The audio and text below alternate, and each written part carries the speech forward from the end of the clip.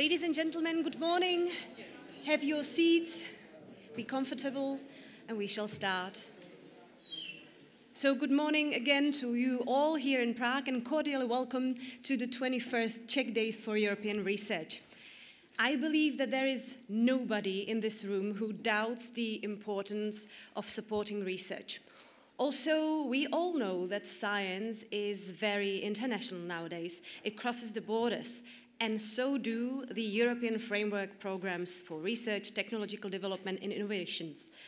Also, they change in order to cover really excellent scientific ideas with as much ease as possible for the applicants and institutions, and also with efficiency. Also, reflecting the past, novelties, and providing updates in this area is the basic scope for CZEDER. That's why we are here. My name is Eliška Zvolánková, and it's my honor to guide you through today's conference that is organized by the Technology Center of Prague in cooperation with the Ministry of Education, Youth and Sports. Welcome. Last year, we celebrated the 20th anniversary of CZEDER. And you might have thought that we are out of birthdays for a while, but not really. This year, we are pleased to celebrate Technology Center Prague. It's been doing a very important work for already 30 years. Today's conference headline is the Midterm Evaluation and Strategic Outlook to the Future of Horizon Europe, which are both quite broad and exciting topics to look forward to discussing. So now, without further ado, let me welcome here on stage with opening words a distinguished guest, Jaroslav Miller, the Deputy Minister of the Ministry of Education, Youth and Sports.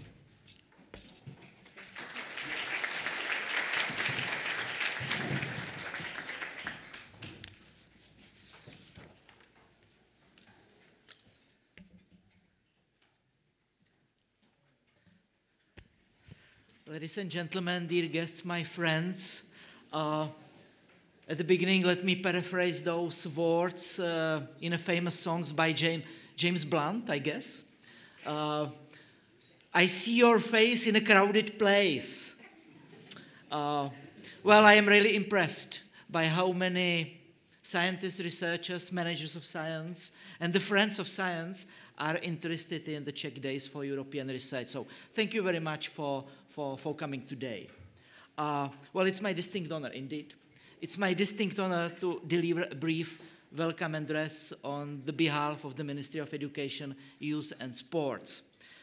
Being a great opportunity to discuss the Czech engagement in the European research area and the EU framework program for research and innovation, this conference may be justly called a traditional event, as it already has its own relatively long history. Well, as a matter of fact, I find myself here in a double role. Of course, I'm representing the ministry, but at the same time, I voice my opinions as a vice chairman of ERC panel, of one of the ERC panels, who wants to see more successful applicants from the Czech Republic.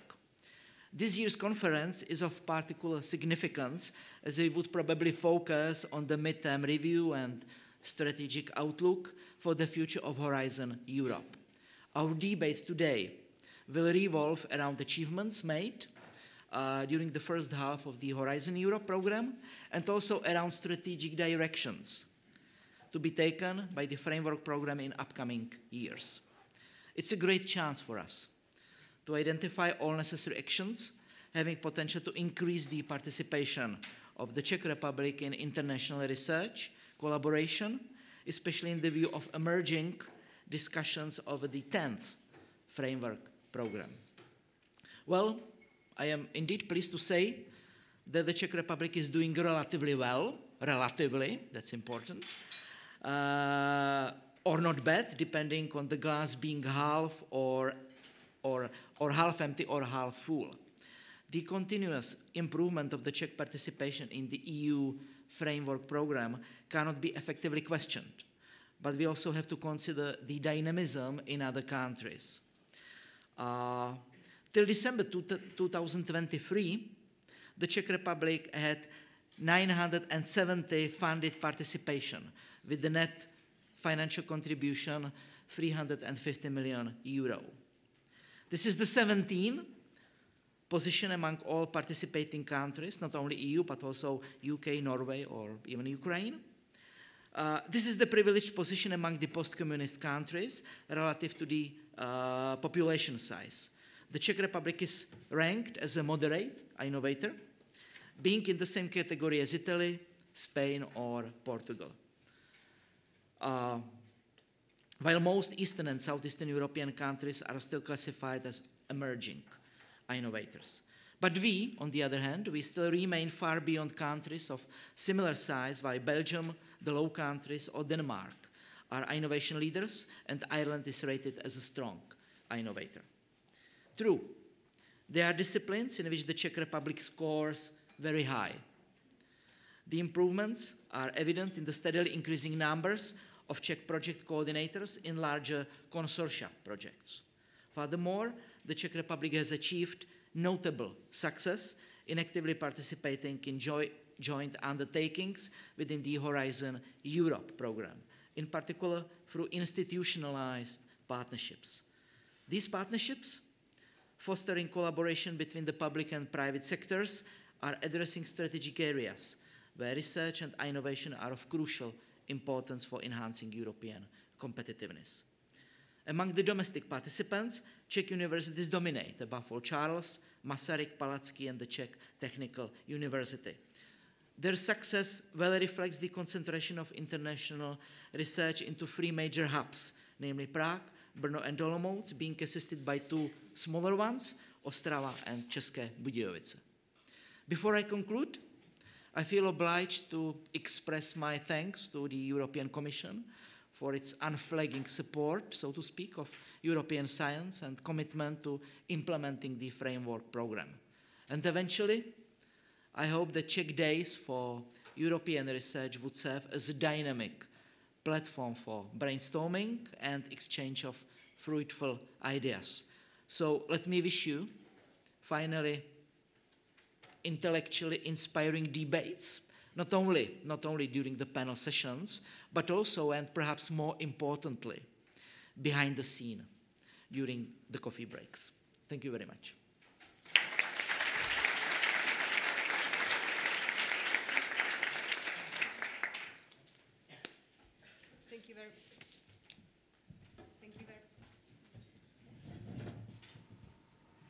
Thank you very much, Mr. Miller, for your opening words and some, let's say, excitement for the beginning. That's really good. Ladies and gentlemen, we have a very diverse program that includes 2 sessions and 2 panel discussions that were already mentioned, and also a poster session that all of you are more than welcome to visit in the foyer, or you can see it also online on the CZEDER website. The first part of the day, as was already mentioned, is dedicated to achievements that have been reached in the first half of the Horizon Europe, and we will discuss strategic directions of the program in the upcoming years. Further, we will talk about the innovation potential of the Czech Republic in EU research in the upcoming panel, during which you can ask questions, so be ready for that.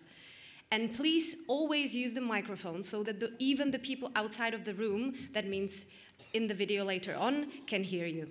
We would be also very pleased if you could use the QR codes that are on some of the tables to send us a feedback to this conference.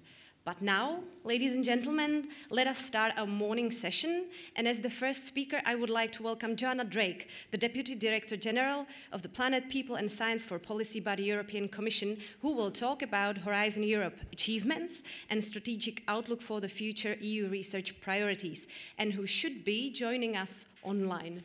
So I believe... I'm here. Good. Hello, welcome to CZEDER, and it's all yours. Thank you so much, ladies and gentlemen, distinguished guests. It's a pleasure to address you. This is both timely and also crucial, I would say, at this moment in time. So as we navigate the implementation of Horizon Europe, the world keeps changing before our own eyes. We must ensure that our R&I instruments remain agile, remain responsive to the challenges of today and tomorrow. In the meantime, we also need to look towards an even further horizon. We've had Horizon 2020, we've had Horizon Europe. Now we need to go even further than that. And we need to start setting the foundations of the next framework program. We're calling it internally FP10. Just consider how much, first of all, the world has changed in the past 3 years. How can we imagine what is or what it would look like in the next decade? So it is not an easy task, but it's also a crucial opportunity. To take stock of the biggest achievements so far, we have to keep in mind the priorities of the future as well. Now, to understand the achievements of Horizon Europe better and to put them into better context, let's focus on the evaluation of Horizon 2020 first. Now, this seems like a long time ago, but as we always say, those who do not learn from history, well, they remain rather ignorant. We cannot afford to do that. And even if Horizon 2020 has long been wrapped up, it is time to learn the lessons. And the reason is simple. We have finalized and published now the ex post, so-called evaluation of Horizon 2020. We are already launching ourselves into the future of Horizon Europe, and yet it is crucial to learn the impact of its predecessor, Horizon 2020. An ex post evaluation of the program was recently published in January last month. Horizon 2020 emerges as a successful program in many areas. This evaluation occurred at a moment when 41% of funded projects are still ongoing. Horizon 2020 has significantly impacted the research and innovation landscape, benefiting a diverse range of participants, from scientists and researchers working within higher education institutions to research organizations and private for-profit entities such as small and large businesses. The program launched over 1,000 calls for proposals covering 3,706 topics, attracting over 285,000 eligible projects proposals, which requested 478 billion euros in EU funding, double the number received by its predecessor, actually, the FP7. This surge in interest highlights the program's appeal, but also its relevance. Even if close to 35,000 projects were funded, the success rate remained quite low, actually, at 12%. Notably, 74% of proposals assessed as high quality by independent experts could not be funded due to budget constraints. 74%. Now, the eligible proposals included over 1 million applications. Most applications originated from private for-profit organizations, 40%, followed by higher education institutions, 36%, and research organizations, 17%. SMEs accounted for 24% of applications. Horizon 2020 was instrumental in nurturing a society and economy rooted in knowledge and innovation. It played a key role in mobilizing additional R&I funding, and it made a significant contribution to the EU's target of investing 3% of GDP, gross domestic product, in R&D by 2020. Nevertheless, Horizon 2020 investments only accounted for 10% of public R&D expenditure in the European Union, with the majority of funding originating from the member states and regional bodies. Based on the in-depth knowledge of Horizon 2020, a mid-term assessment of Horizon Europe has been carried out, and while it is being finalized and should be ready for publication before this summer. Let me now say a few words about the current program, Horizon Europe. We are approaching the midpoint now of implementation of our current Horizon Europe. In Horizon Europe, we increased funds by nearly 30% compared to Horizon 2020, and this seemed an almost impossible task when we were negotiating our proposal. Some thought that the COVID pandemic and economic tensions called for other priorities to take over, but rather it was these very challenges that made R&I ever more crucial. Without R&I, there are no vaccines. Without R&I, there is no green tech. As simple as that. This is reflected in our policy priorities in the architecture of Horizon. A significant part of funding is allocated to projects addressing climate change and biodiversity. That of digital is one of the best endowed clusters of the program, addressing strategic priorities like semiconductors, quantum computing, and AI. This budget increase shows Europe's commitment to innovation, and we are working hard to ensure that these funds go where they are needed the most. There is more funding going to SMEs, especially thanks to our European Innovation Council, the so-called EIC. Now, EIC is the largest venture capital investor in the continent. There is more funding going to member states that have not benefited much from R&I money thus far, because we must realize untapped potential everywhere across our union. And stakeholders know this. We have received nearly 60,000 proposals in less than 3 years, with higher quality, I would say, and higher success rates. What's more is that a third of these beneficiaries have not benefited from previous EU funding. So we managed to attract newcomers, all of which is vital for a dynamic R&I ecosystem. I would like to highlight a substantial contribution made by the Czech coordinators to the Czech Republic's involvement in Horizon Europe. They represent over 20% of Czech participation among the direct beneficiaries of financial support from the Horizon Europe budget and contribute nearly 45% of the total financial allocation of Czech Republic from Horizon Europe. The Czech Republic is an excellent example of a widening country now succeeding coordinating European research and innovation action projects. And in that respect, it is worth mentioning the so-called Eco-Ready project, a 4-year-long project funded under Horizon Europe and coordinated by the Czech University of Life Sciences Prague with 14 million euros and 18 partners. In order to dig deeper into some of the details of the program, the achievements worth mentioning would be under Pillar 1, the Research Infrastructures Work Programme, which has been allocated a budget of 2.4 billion euros under Horizon Europe. The upcoming period of 25-27, covering 1.1 billion, will be characterized by continuity, evolution, and piloting.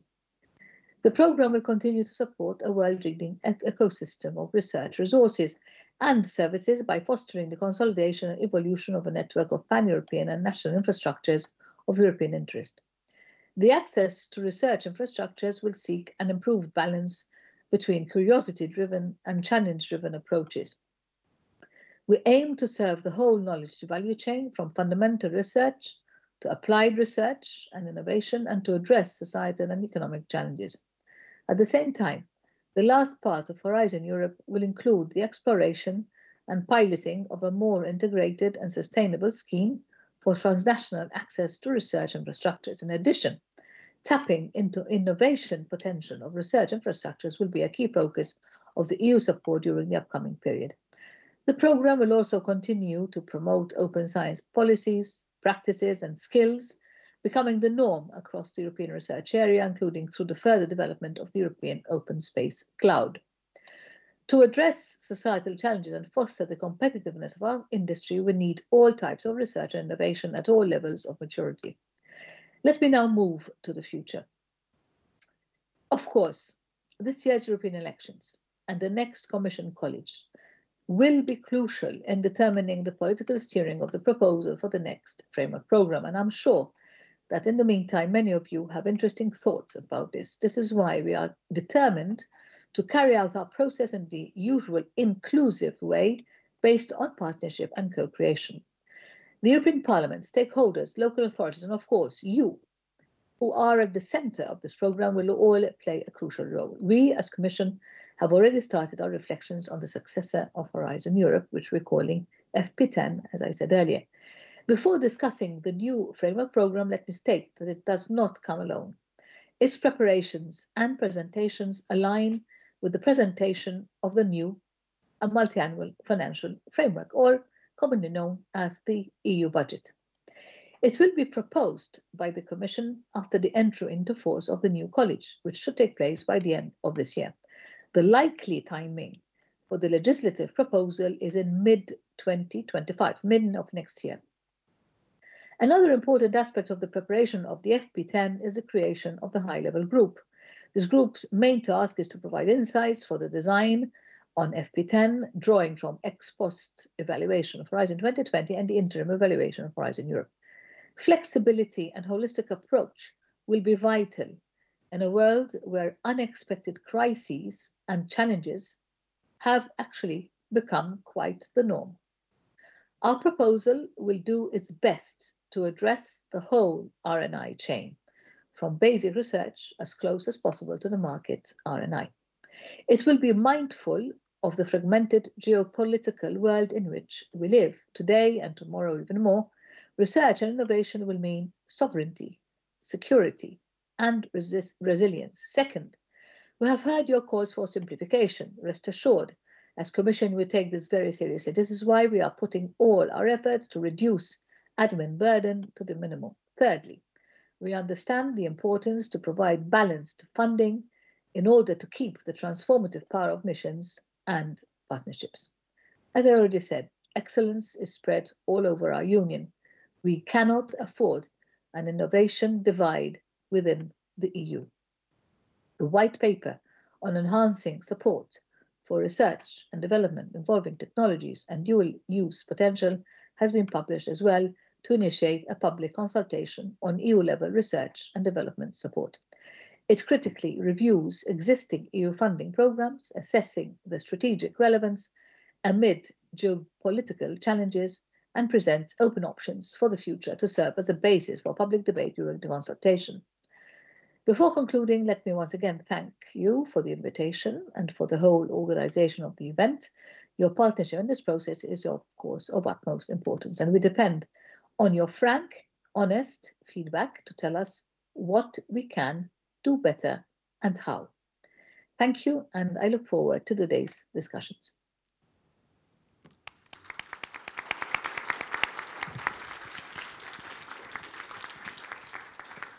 Thank you very much. Thank you for joining us, and thank you for the overview and all of the numbers. And you are welcome to stay. Thank you very much. Now we are happy to welcome here Sala Sastamoinen, the Deputy Director General of the Joint Research Centre by European Commission, having her speech about how GRC supports EU research strategy and policy. Ms. Sastamoinen, the microphone is yours. Thank you very much. Dear ladies and gentlemen, I'm delighted to be here today in Prague for this 21st edition of the Czech Days for the European Research. Thank you very much for the invitation. Last time I was here was the Czech presidency in that was 2022, so nice to see the city again. I think that the Czech presidency was they had the theme of the rethink, repower, rebuild Europe. I think we can do that on the research also every time of this thinking, building, powering and searching for the new things. This will be interactive. I hope you don't mind. I will ask you 5 questions. They are easy questions. You are then participating. First question, who has heard about a Joint Research Centre of the Commission? Quite many. Thank you. I'm pretty impressed. And also hello to those who are online. I'm sorry we cannot see your hands, but you might be able to send reactions, I hope, there in the Teams. Thank you. So actually, I'm speaking for the many people who already know. The next questions come along them that way. So I will start by introducing the Joint Research Centre of the European Commission, a little about our value proposition, and then I go to some focus areas like the foresight on the new European Bauhaus and innovation and technology transfer. And I will finish then on the theme about the science for policy from the EU and in the Czechia. So this is around covers my presentation. So let's start by this introduction for the JRC, and I'm pushing one of the green buttons, I suppose. Yes, that way. JRC, Joint Research Centre, we are one of the largest research organizations in Europe, which is dedicated to the scientific support for policy. So our value proposition is anticipation, integration, and impact.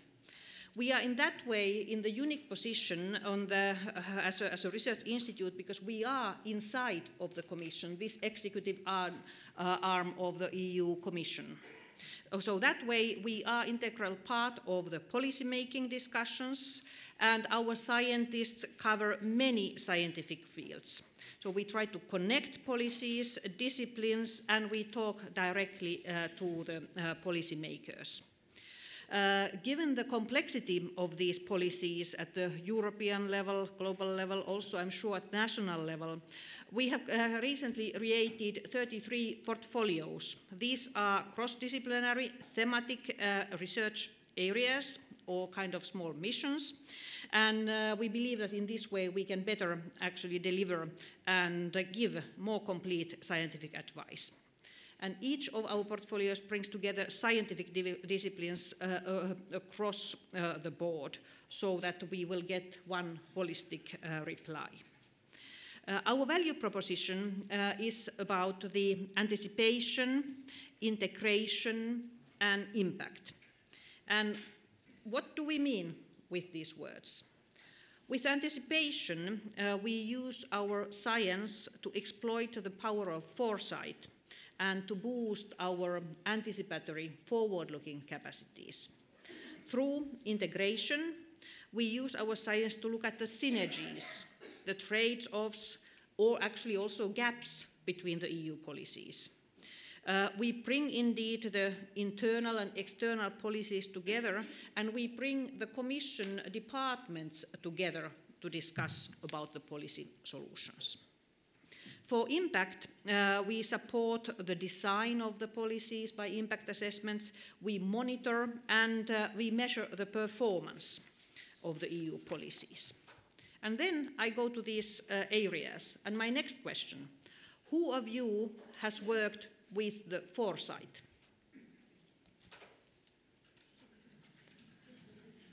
Much less hands. But this, I think, at the foresight, you might have heard of it, if not yet worked, and I'm sure it is something that might come actually also then part of your work. So it's not only a buzzword, but it is actually a quite crucial component of the European Commission's policy making, and there we from the Joint Research Centre are on the forefront. So we use the foresight as a qualitative foresight approaches to explore three main areas. One on the sustainability transitions, then technology foresight, and future risks. And was it the Technology Centre who is then 30 years this year, so happy birthday there. Well, sustainability. Sustainability has been a big goal of the EU and continues to be. And that requires a transitional work, and that is one of the key focus. So we explore how to define the transformational change and how to use it for the EU sustainability goals. And sustainability, it doesn't mean only the environmental. It's about the economic sustainability, social dimension of the sustainability too. So that way, looking at it holistically. What we produce is an annual strategic foresight report. Latest of these emphasized fairness, analyzed many ways how we could actually address the sustainability transition. And maybe to remind that the foresight is a round of time frames from 25, 30 years forward. So strategic really in the long term. Second part there was a technology foresight, where we try to identify the emerging technologies and disruptive innovations. And these are invaluable, for example, for the European Innovation Council, so one of these Horizon Europe, Horizon family entities, as the European Innovation Council prioritizes critical technologies and supports innovation for the future. So what we have worked with them to identify the technologies that are with the most impact And that way we have contributed to the strategic direction of the technological innovation within the EU. Through the technology foresight, we try to identify cross-cutting themes which are crucial for the innovation. And these are concepts such as scalability, sustainability, and energy. And through this type of concepts, we are able then to look which kind of the technological innovation should thrive in the EU. And this is also something that show and include the need for increased research and development funding. So the improvements on the regulatory environment come there, and talent retention. So that way it's important to see where the technology should go, where it is going, and how we are then fund, we provide good regulations and have the sufficient talent. So we can see the importance of driving innovation with a focus on EU priorities also on this area. And for the technology, we need also the right infrastructure. So we recognize the value of the investing in infrastructure, whether it is about the high-speed internet to research and innovation hubs. And that way, these are part then the reflections for the wider policymaking process. So in that way, we talk about the future, but by having a kind of looking there on 30 years, we are coming then back today and try to shape already that future in front of us. My next area is the new European Bauhaus. And again, I would ask you, who has heard about the new European Bauhaus? You are very active here in Czechia, so that way. That is, thank you, because that was also at least 1/3, even if not more. So when we talk about the future, and that way about the sustainability and what inclusive drivers and in front of us, that is another important example of our work in the Joint Research Centre, namely the new European Bauhaus.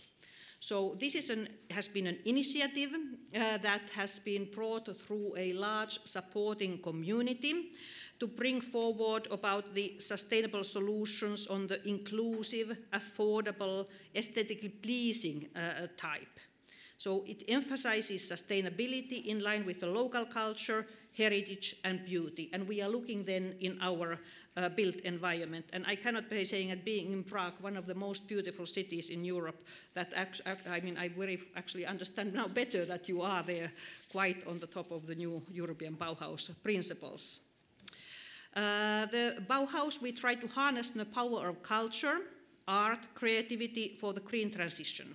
And that way we are in the very cross-cutting area. In the JRC, we are indeed the science service, a knowledge service of the Commission, and we are embodying the interdisciplinary nature that is also there in the center of the new European Bauhaus. So JRC is coordinating and facilitating the initiative for the last 3 years. Over the past years, we explored also various options of putting the new European Bauhaus in a very stable, let's say, a visible place on the ground. And now these efforts have paid off as we are bringing the new European Bauhaus as a self-standing financial instrument under the Horizon Europe program. So it will have a budget of 120 million per year for the next 3 years for the research and innovation component.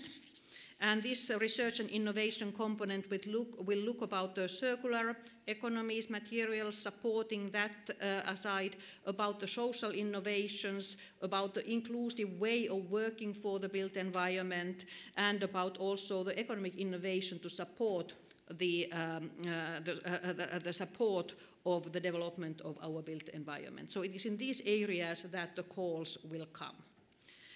Additionally, we are having the rolling out part of the new European Bauhaus, and there we are using other funds and programs like the cohesion funds or the environmental funds or the Creative Europe funds. So it is something which brings then a more synergetic view on the European Bauhaus principles. My next point will go to the innovation and technology transfer. How about this one? Who has worked with the innovation and technology transfer? There I would like to see many more hands, because it's also about the valorization of the results of the research. So how we bring the results of the research to an innovation, to a development, scaling up, rolling out, industrialization. And I understand that Czechia is a strong country of engineering, so applied sciences also play a big role there.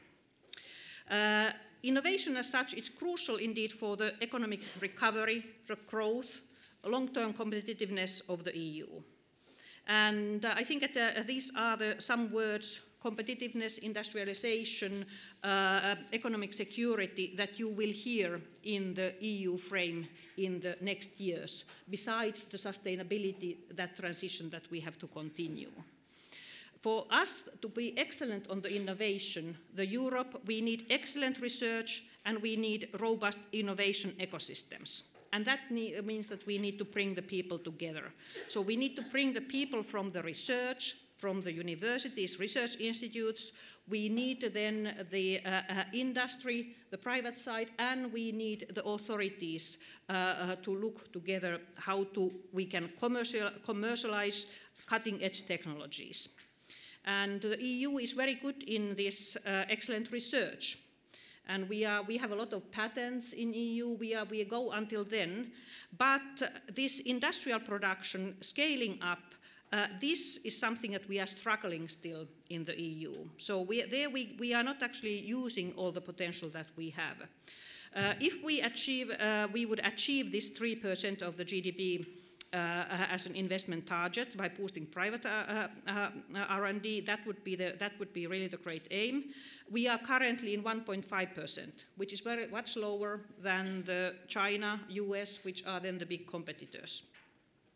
So, having said that, you understand why I stress that I would see much more hands in the well-established technology transfer pipeline, because that can bridge the innovations and bring them to the markets. And through these innovations, we can address then all the key societal issues. If we think about the sustainability, we have now set the targets at the European level. We have the legal commitments of the reducing emissions, and we are talking now, how are we doing it? And there, indeed, that is something also in the next years, we see it will be important in the area or linked to the research. At JRC, we have a dedicated team, the Competence Center of Technology Transfer, that support the innovation ecosystems in the member states.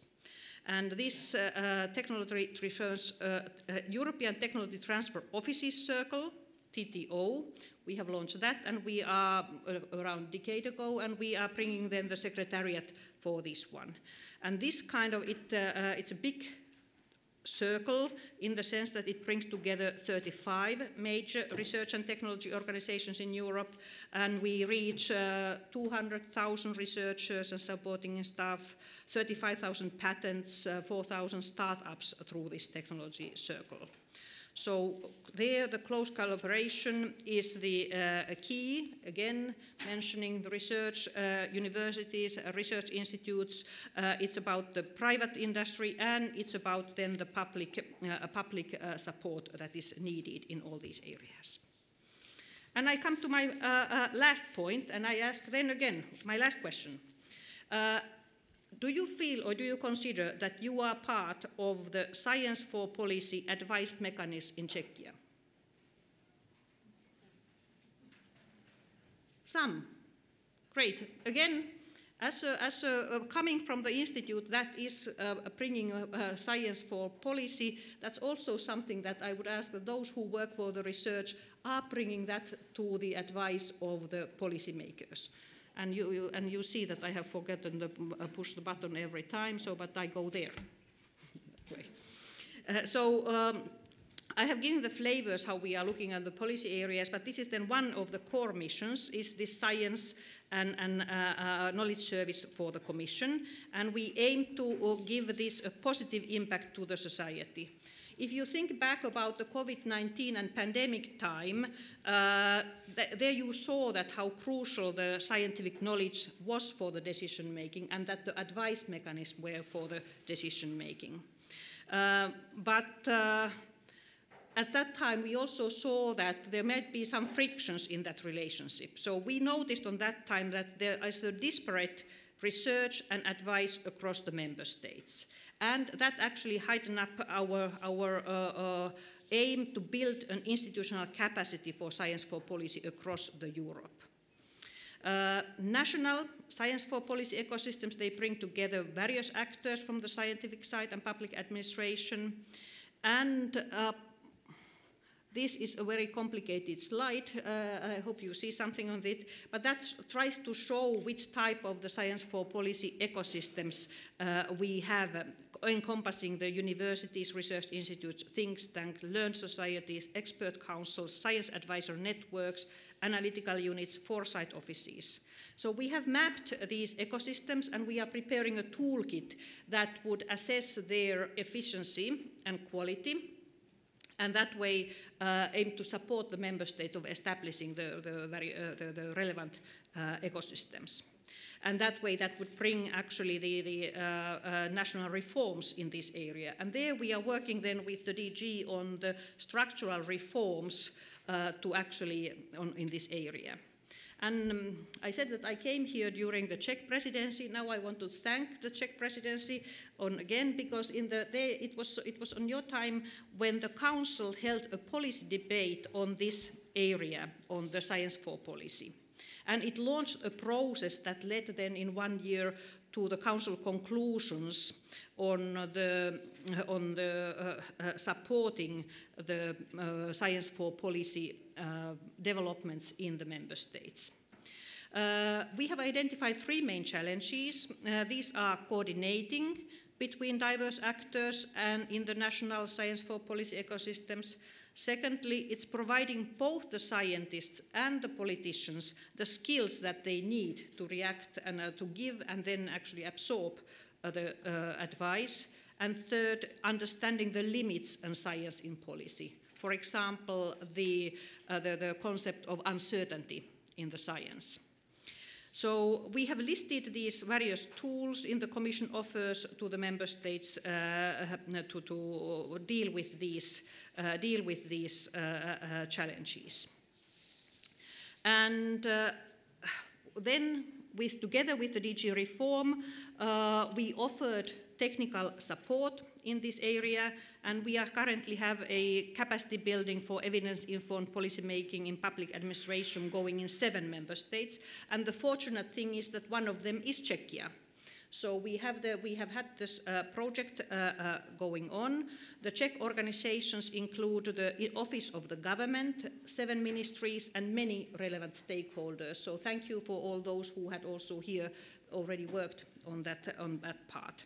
So what we have suggested there are some suggestions. I mean, the member states are indeed the competent, but what we have suggested on the basis of the mapping and analysis is that here we have suggested widening the researcher assessment frameworks to give weight to the policy-related outputs.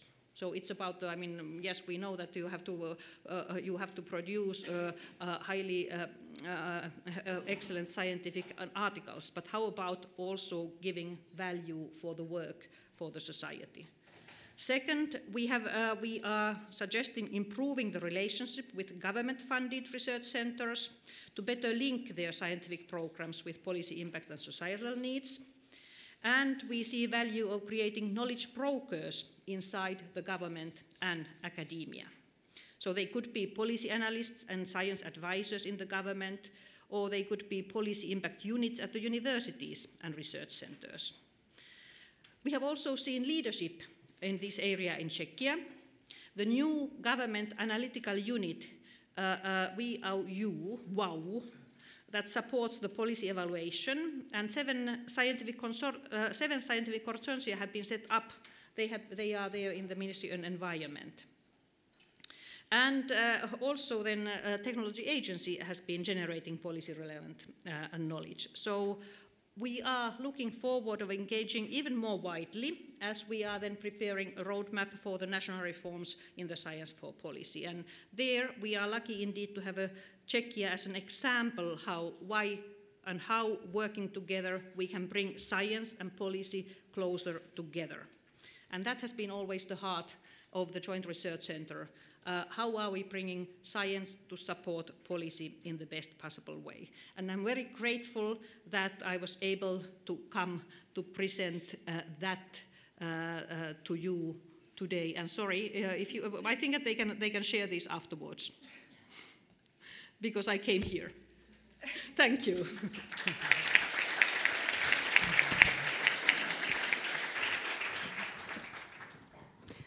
Thank you very much for the in-depth introduction of the GRC and their work and activities, which was also very engaging. Thank you for that.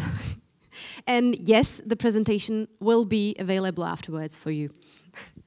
Now, ladies and gentlemen, our morning session will be closed by Lucie Nunes Taipaunta, the Director of the Department of Research and Development by Ministry of Education, Youth and Sports, who will give us some insight on how to increase Czech involvement in European research. Thank you very much. Thank you for the introduction. And thank to European Commission and the representative of JRC for the very interesting also presentations about their work. I'm happy to be here, and I'm happy that I can see many familiar faces at this annual conference. We are here again to discuss the Czech involvement in the European research area, and specifically in the European Framework Program.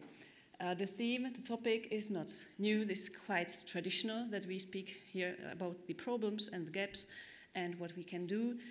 And this year I have the feeling that for the first time in many years, the situation is at least a little bit better, so we can be more optimistic than until now.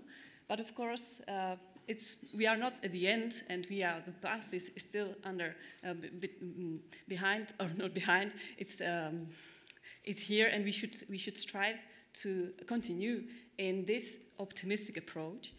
So here I would like to present some of the measures or some of the instruments that we have at the national level that we would like to implement, so that our participation also for the future is even better than until now. And just to warn you, the presentation will be sometimes a little bit theoretical, but I will try also to show you some concrete examples. But the concrete examples, you will hear about them in the afternoon session. So you will hear all the statistics and the analysis about our current participation. This presentation is more about the national approach, the national policy towards what we would like to do. So first, to give you some overview of the conceptual framework at national level, here is the list of the main policy documents we have. These policy documents, maybe you don't know in practice, maybe you haven't read them, you know them maybe theoretically that they exist, but still it's something that is not very much connected to the world of the practitioners. However, they are very important so that we can set up some priorities, some instruments as well. But the thing is that we still struggle a little bit with implementing them in a real life, and that's a fact. One of the major policy documents is the National Research, Development and Innovation Policy of the Czech Republic, currently valid for the years 2021 plus. This is the main policy document regarding RD&I, so it covers the whole range of the world, and it also, of course, comprises some instruments that recommend what we should do and what we should focus on.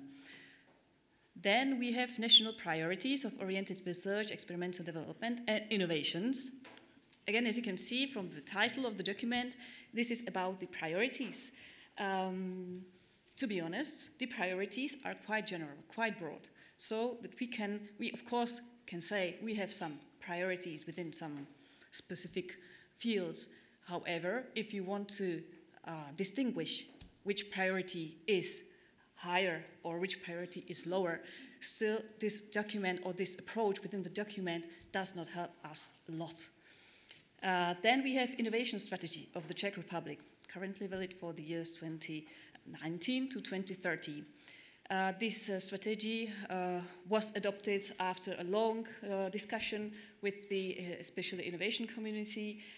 Again, there are some instruments, some fields of where we should focus on, and of course specifically related to the part of innovation or to the applied research. And we have National Research and Innovation Strategy for Intelligent Specialization of the Czech Republic, which is also a very important document, because this document at least gives us some kind of guidance where we should focus in terms of priorities of the fields. And of course, it's a necessary document also for the Czech Republic to be able to receive funding from the EU funds. So this is the conceptual framework. So again, as I said, very theoretical and very abstract.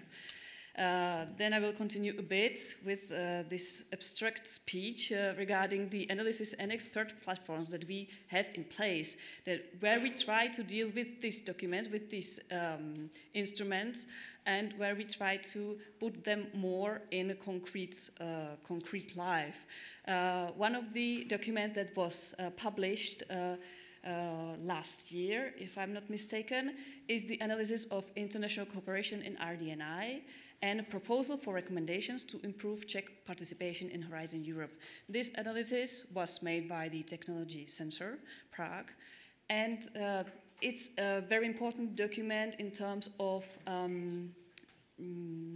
practical steps, because it really comprises the recommendations to improve Czech participation. So this served us as a source of ideas where we could go and what we can do in real life. And this was the reason why we also announced or published the document called Measures to Increase the Participation of the Czech Republic in the EU Framework Program for Research and Innovation Horizon Europe. This document, Measures to Increase the Participation, picks up several recommendations from the analysis and tries to work them more in detail, and tries to, the ambition of the document is to be adopted by the national policy structure so that we can implement it together with all the providers of the support who cooperate with us in this field, so that we can really improve our participation. However, the document still right now is in a phase of negotiations. So it's right now on the table of the Ministry of Education to reward it a bit. We are now trying to look at it again, and we are trying to prioritize a bit more the recommendations, which recommendations should be maybe in the forefront and which recommendations should be the following, because there's also, of course, need of some kind of scale, because you can't do everything at the same time. So this is our aim right now, and we are working on it, and soon I hope that we will be able to present the document, the revised document again, and we will be able to discuss it with our partners from the state administration. The third document, called Concept of Institutional Support for Excellence at Selected Universities and within the Czech Academy of Sciences, is quite a new one. It was presented or published early this year. because it was also discussed by the governments of the Czech Republic. And the aim is, as you can see from the title, to support the excellence. So this is also one of our aims right now. We would like to support the excellent teams within the universities, and it also encompasses the program within the Czech Academy of Sciences. So this is our concept for the future, where we would like to go. There is also one body. This is the expert platform that was set up by the Ministry of Education. It's called Council for International Cooperation of the Czech Republic in Research, Development and Innovation. This body we set up last year, and we are trying to, we invited all the providers and all the experts as well from the field to discuss about several topics regarding the international cooperation. One of the topics, of course, is also the FP9 currently, and we are trying to discuss there, trying to find the way how to do the thing, how to do or how to implement the instruments at the national level easily. It's not an easy task, and it's not as straightforward as it looks like, but we are on the way. So right now, more practical or more concrete examples. The current status of the Czech Republic's participation in FP9, as I said, you will hear more about it in the afternoon. But the main findings, at least for me, because the Technology Center of Prague published an analysis which is very traditional analysis, published every January, I suppose, or every year. And this analysis was published a few weeks ago, so I really recommend you to read it, go through it, because it comprises the whole range of data from different parts of Horizon Europe. So the main findings for me is that, of course, as it was said before, our problem is not low success rate, our problem is still low participation. But anyway, the number of applications is slowly increasing. However, if we look at the net contribution, it was also said in the beginning, the net contribution of the Czech Republic remains approximately the same as in FP7 and as in FP8. So in FP9, until now, we have seen the same trend as before, but we hope that as we see that the activity is a little bit higher, that also the interest is increasing. Our interest lies in the research and innovation actions, which is higher than our interest for the coordination and support actions.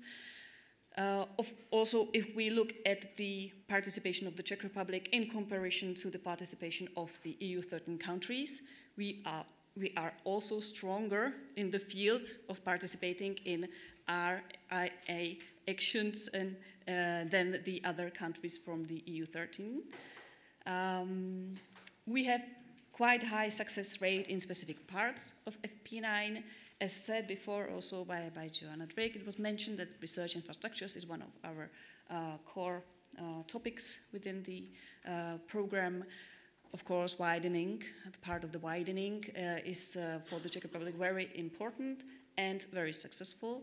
And regarding the clusters from the Pillar 2, the digital industry and space cluster scores highest.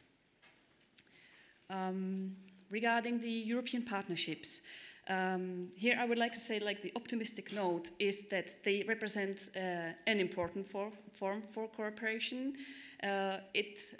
This form of cooperation gives us the 42.6 financial support from the whole Pillar 2. So if we count what the Czech Republic receives from the Pillar 2, the 42.6% is from the European partnerships, and especially from the institutionalized, as said and mentioned before, also the joint undertakings.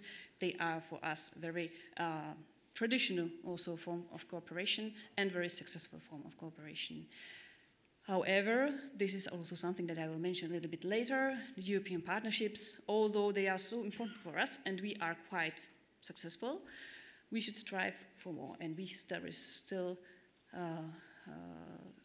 there are still some gaps that we would like to fill in. The universities have the highest participation rate. That's also a fact that is visible from the current analysis. Again, we can discuss the reasons and why, etc. But this is what we see from the numbers. And we have a higher level of project coordination than before or than in the previous framework programs, which is definitely a very good news. And we hope that all the effort that we are making at the national level also gives us some incentive to increase the project coordination.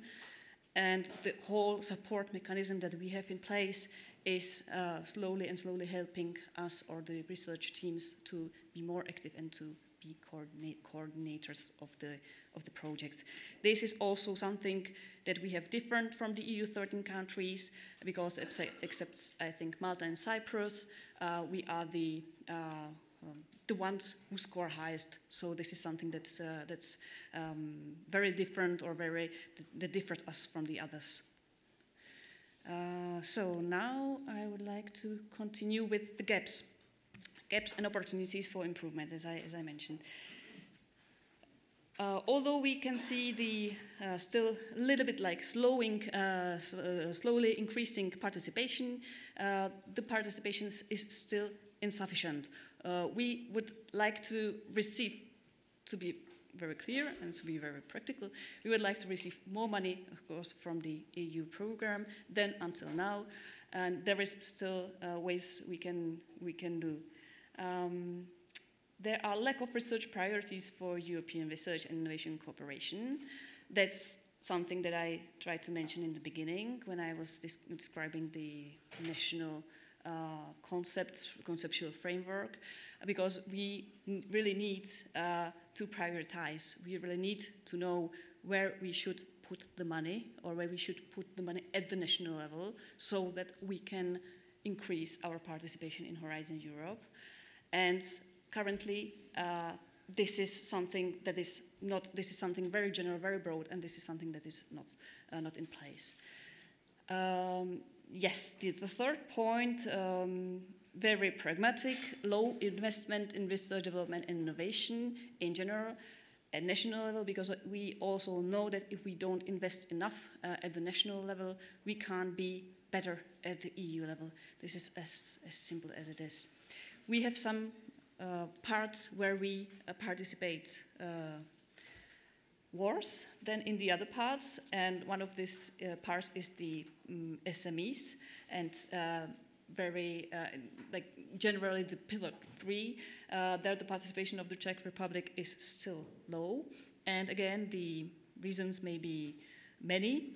There are also gaps and of course opportunities to participate more in cluster 2, which is dedicated to culture, creativity, and inclusive society.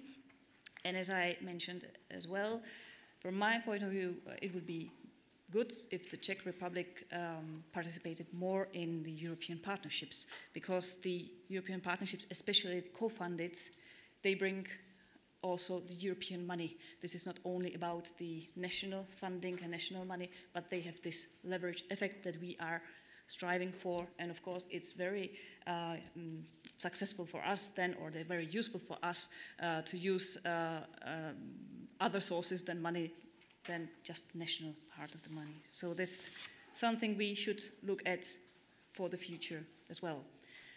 So here are some recommendations to increase participation.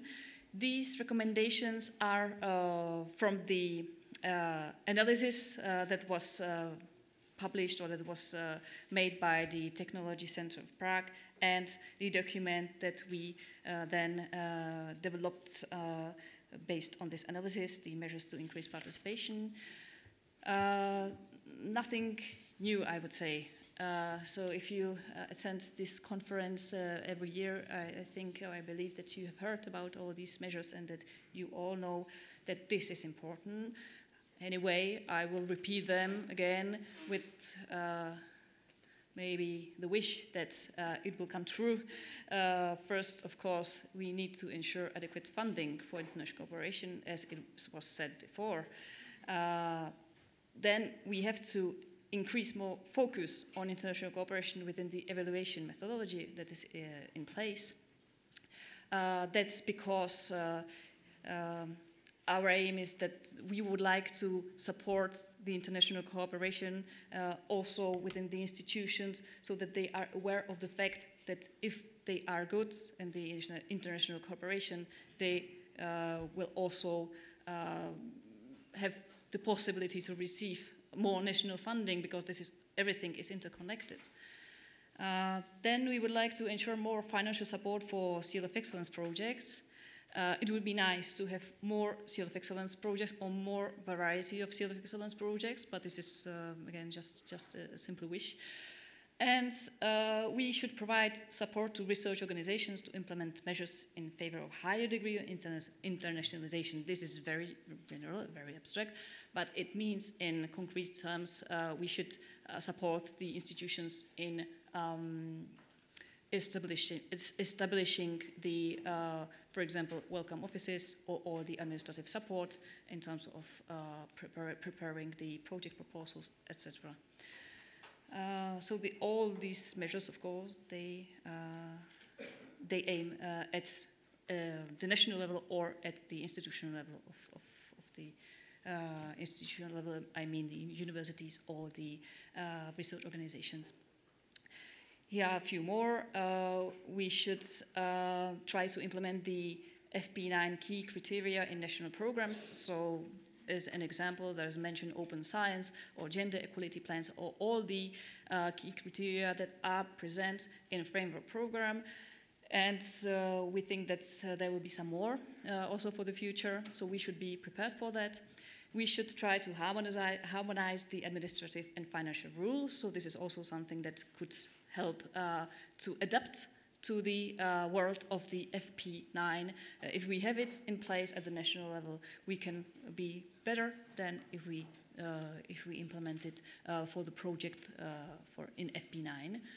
And we should provide expert information and advisory services to the research community, which is already in place. We have 2 projects funded by the Ministry of Education, and it is very vital and really crucial to continue with this support, because without this support, we really believe that what we are seeing here right now, that the participation is increasing, this would not happen. Few final points, and I will finish in 1 minute, just 1 minute. I just would like to mention as well that from my perspective, as we see that discussions at the international level, because we are taking part in many groups with the Commission and also with the other member states, I think that everything is quite clear and we can agree on it. But I think that we have to also keep in mind that we have to be flexible enough, and this is something which is very hard within the state administration, of course. We should look forward towards the trends. We should really keep in mind that the current discussions about the FP10 should not be only like future ideas about the future, how it will look like, but these ideas about FP10 that are taking place right now, discussions are taking place, they are detrimental, they will influence our participation for the future. So we should think about not only FP9 right now, what we should do for FP9, but we should look on what we should do for FP10. FP10 can be different from FP9, and we are all aware of that. We have heard from different sources that some parts of FP9, maybe they are not so successful and we should change the FP10. That's true. We don't know how it will look like. We are trying definitely to support the instruments, the parts of FP9 which are important for us, such as widening. However, we should be in line, or we should be in the discussions of the FP10 already right now, so that we can adapt the national level and the national measures towards the FP10. So this is my wish for the future. I know it's not very, maybe I started optimistically. This is not so optimistic because I'm saying right now, you know, FP9, it's very nice, but we should look more in the future.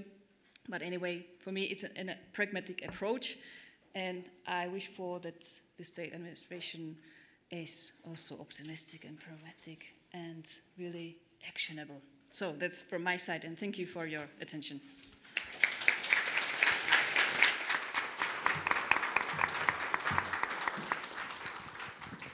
Thank you very much for the theoretical background and some wishes for the future. Yes, we should think ahead with the FP10. And now we shall thank the ladies for taking part in the morning session.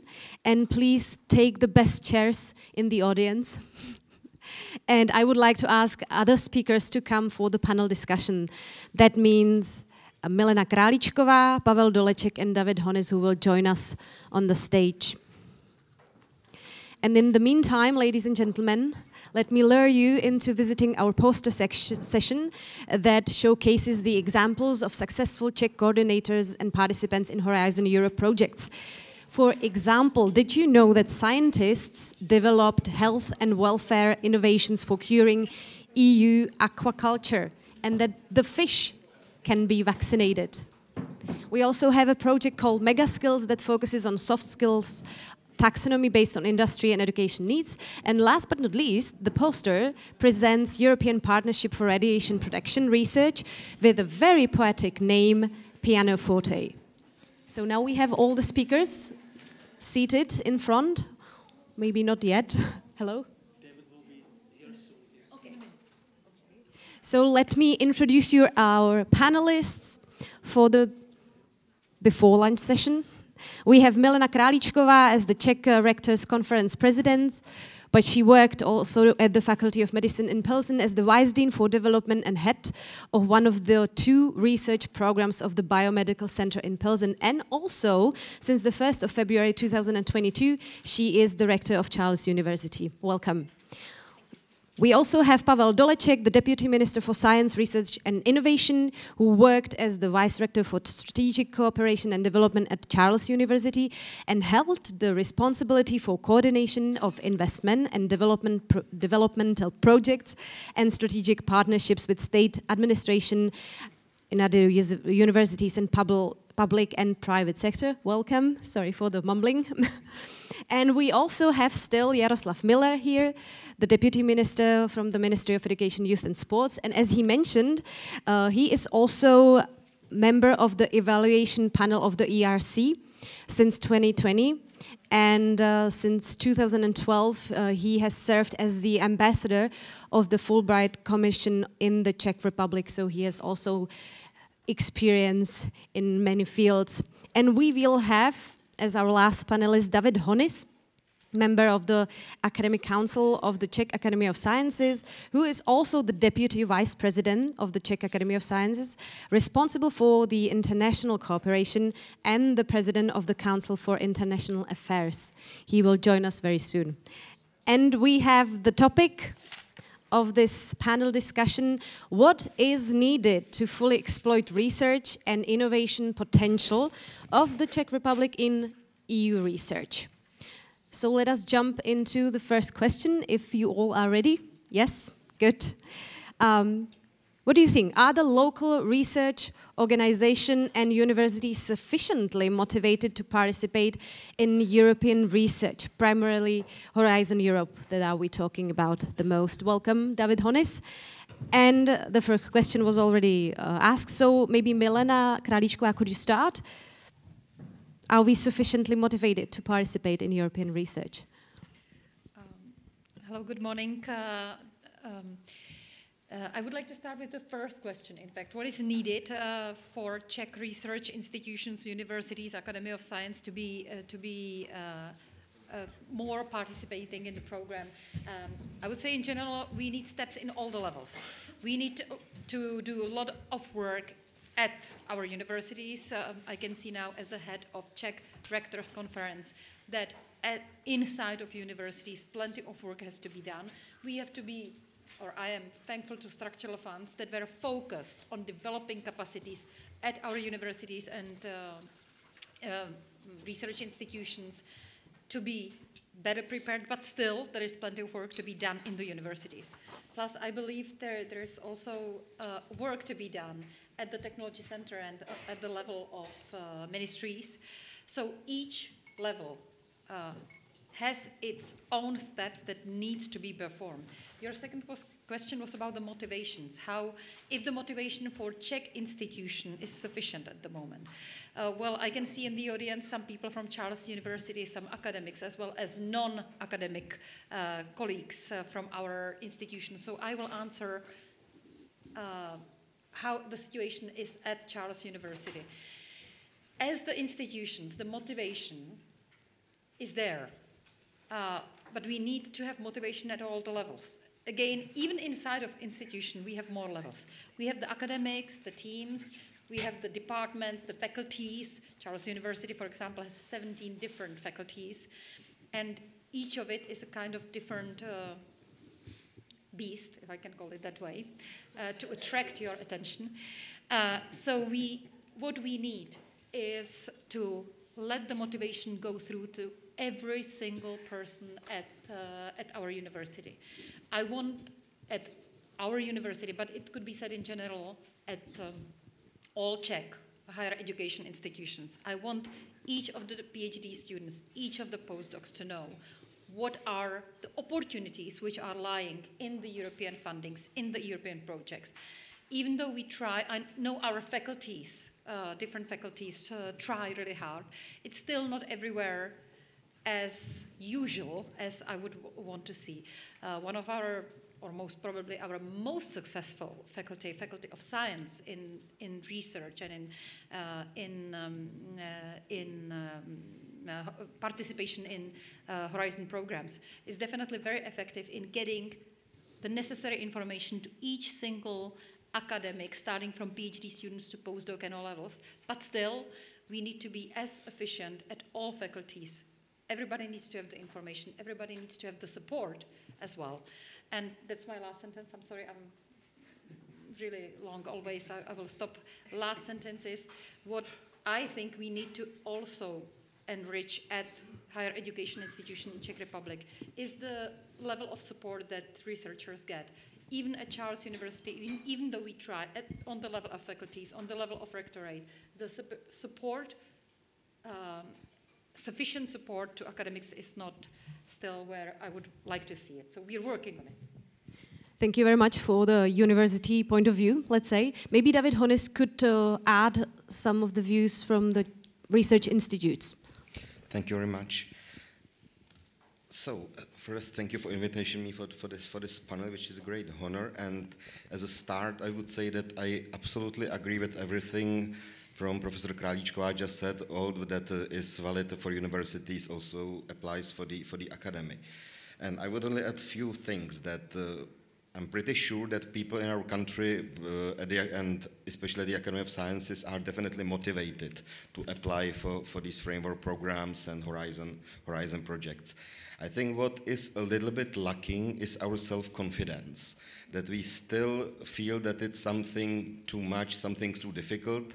And as one of my colleagues, he used to be, still is, at the Faculty of Science, but he's now moving with his ERC project to the Academy, who got it recently, and he said in one of his interviews that it's actually now easier to get ERC project than to get the Czech Science Foundation grant with respect to success rate.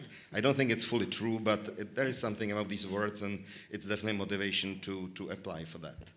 So we are motivated, but we are not very good in selling ourselves, selling our knowledge, selling our capabilities. And for this, there is a very good achievement that has been recently done in collaboration between Charles University and the Academy of Sciences, that we signed a memorandum and created such called expert group that consists of experts from both institutions that advises people that are applying or thinking to apply for the ERC grants.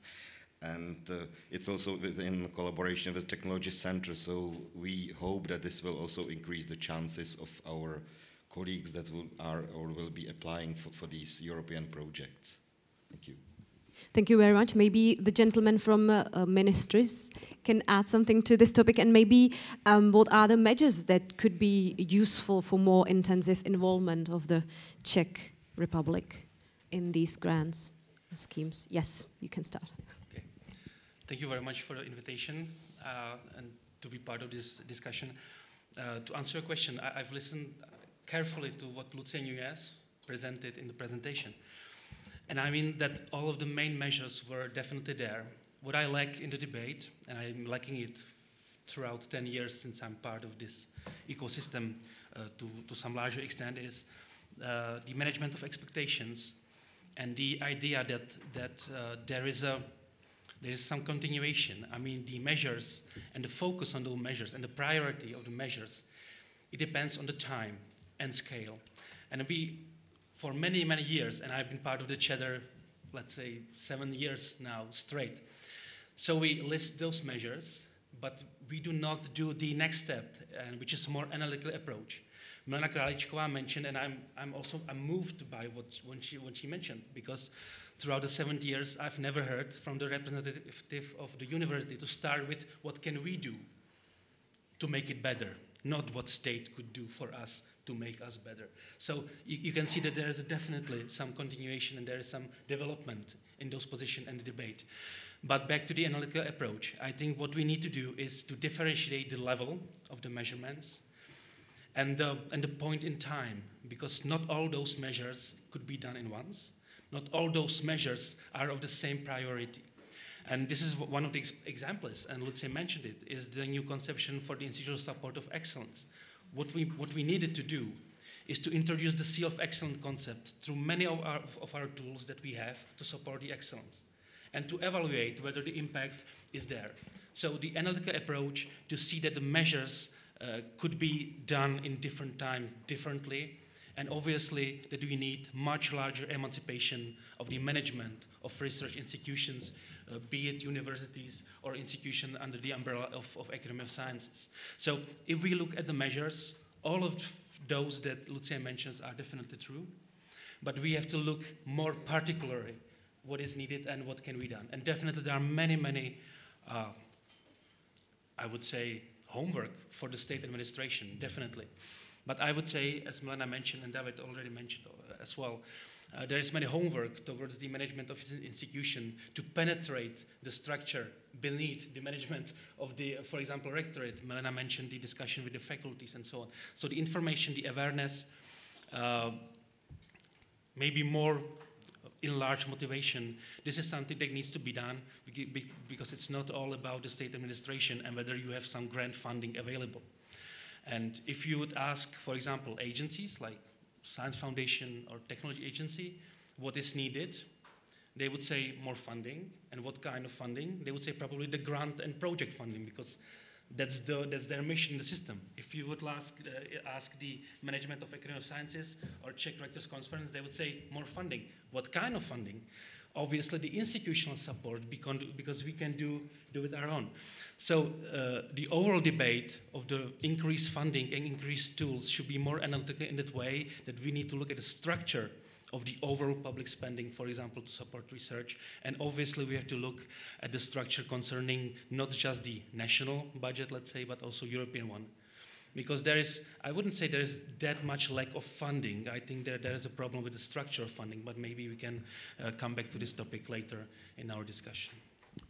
Thank you very much. Maybe Jaroslav Merel, could you see some homework for the Ministry of Education, Youth and Sports, as Pavel just put it, as to what measures would be useful for more intensive involvement of the Czech Republic in the EU research?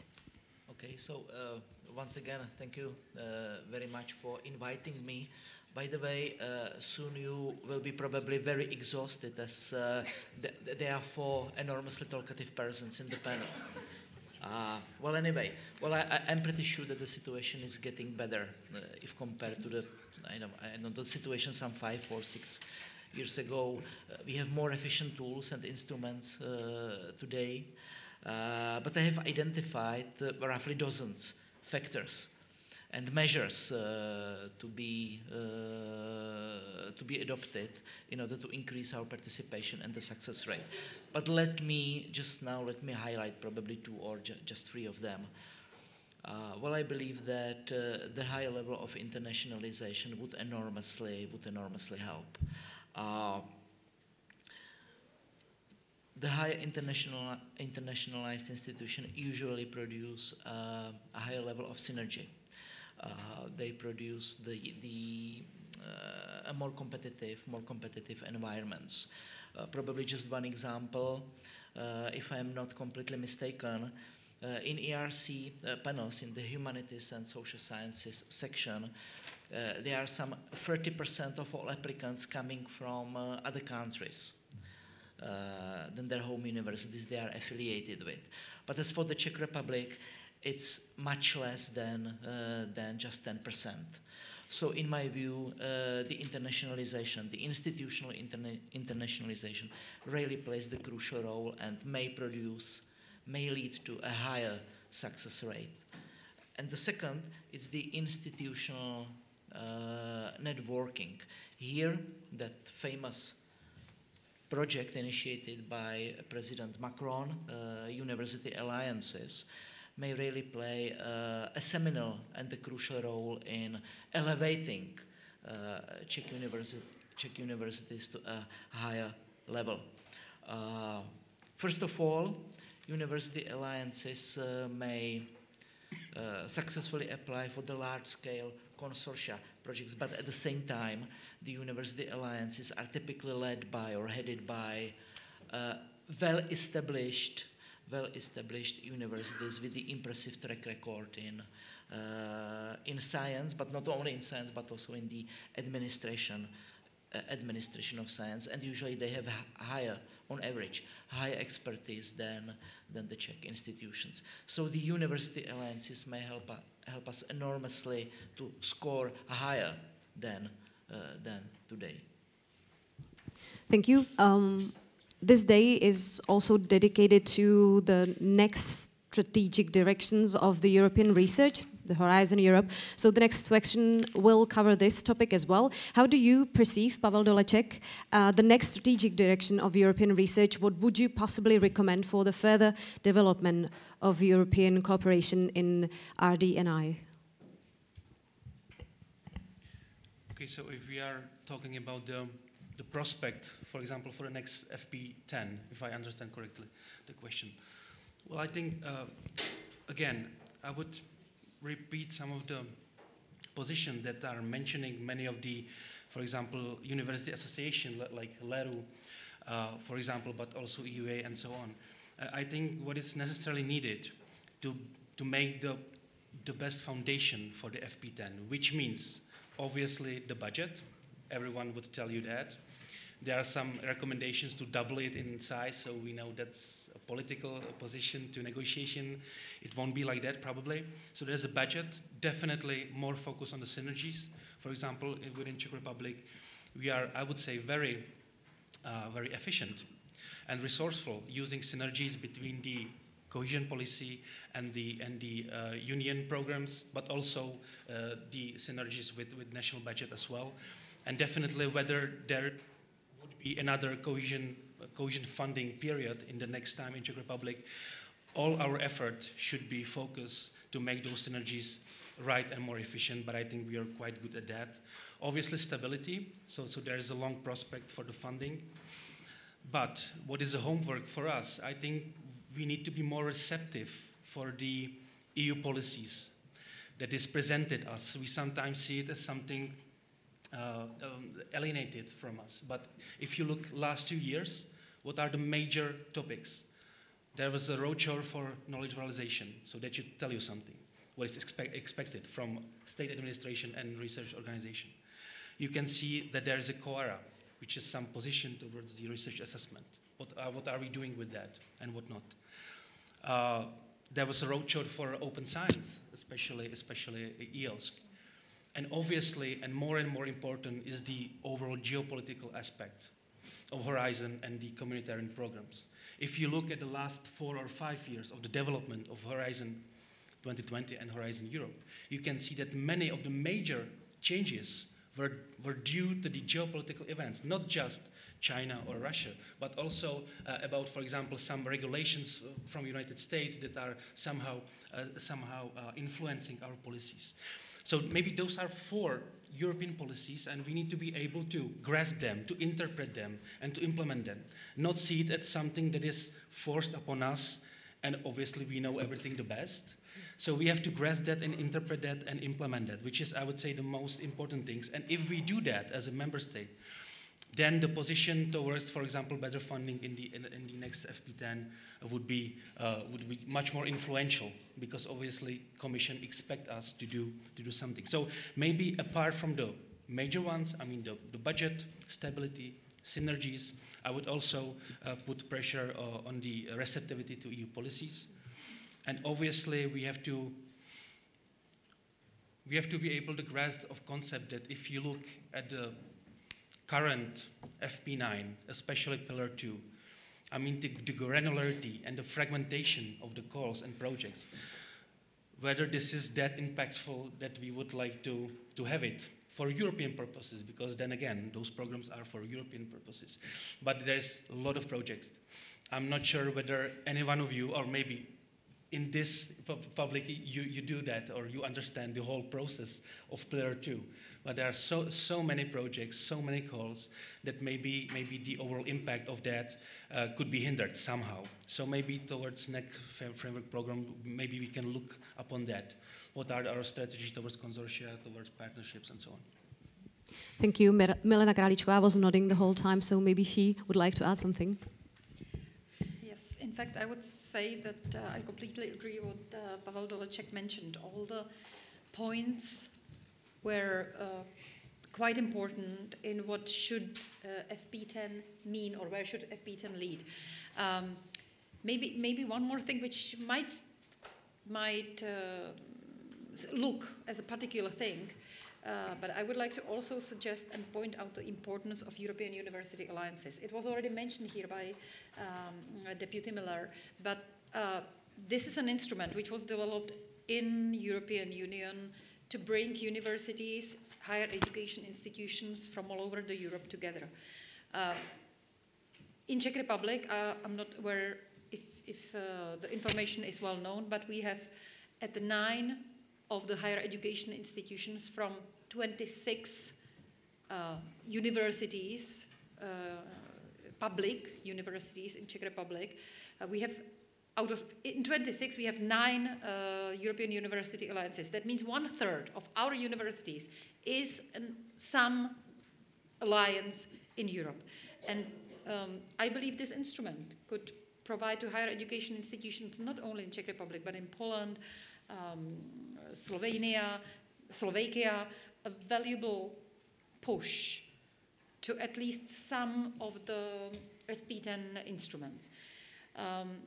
Last year, when we have, with our alliance for EU+, where is Sorbonne, Heidelberg, and University of Copenhagen, and some really good players in the European research area, where we visited Brussels and when we spoke to DG RTD representatives, we tried to explain them that if we want to see some effective instruments that would help EU 13 countries towards the implementation, we should not forget that the EU already has an instrument which is not, from my point of view, sufficiently used to drag the EU 13 countries into the European research area.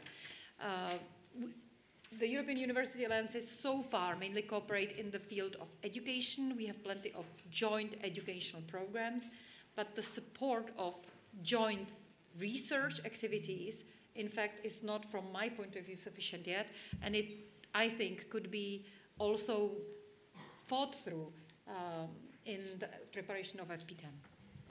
Thank you. Jaroslav Miller. Okay, thanks. Well, it seems to me that all ends and all beginnings are pretty difficult tasks, and we should probably make sure that FP10, that the launch of FP10 would be as smooth and as painless, if I may say so, as possible. As the stability, continuity are added values in a way themselves. So we would like to see that some long established administrative processes would not be probably discontinued, as this discontinuity would unavoidably lead to some unintended consequences. Second, personally, I would like to see the persistence of widening programs, the continuity of widening programs. Well, the widening programs in general serve to fill the gaps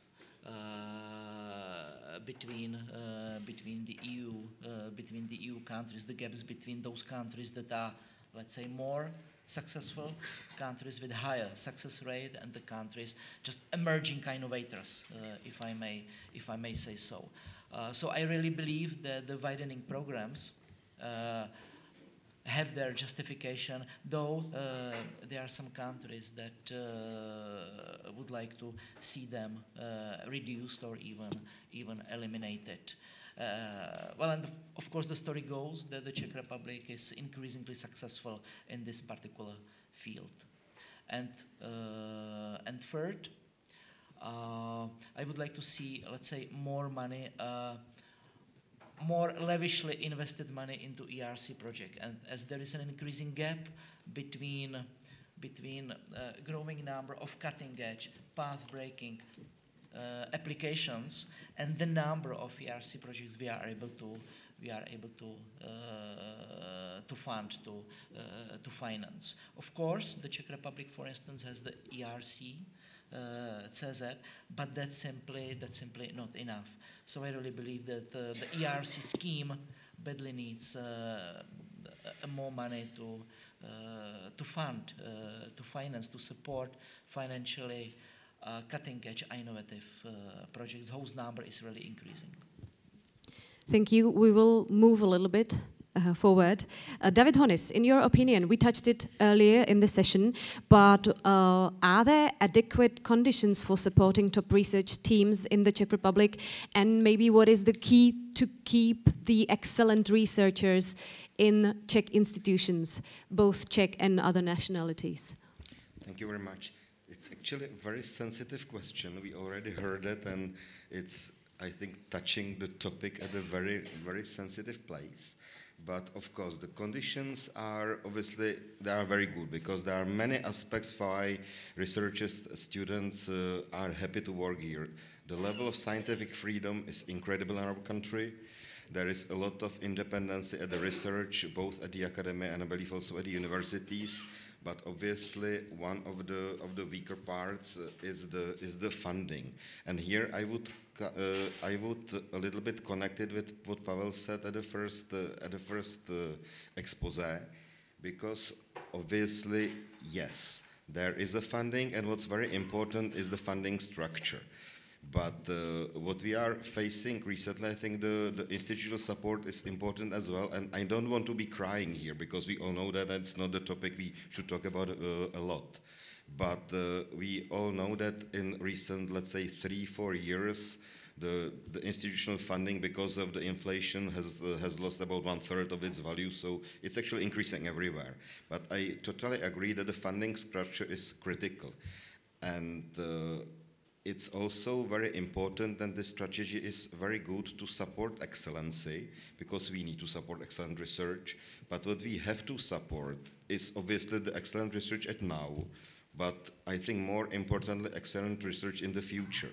Meaning have enough young researchers to be able to do that. So we need to attract young people now to have an excellent research in close future, let's say 10-15 years.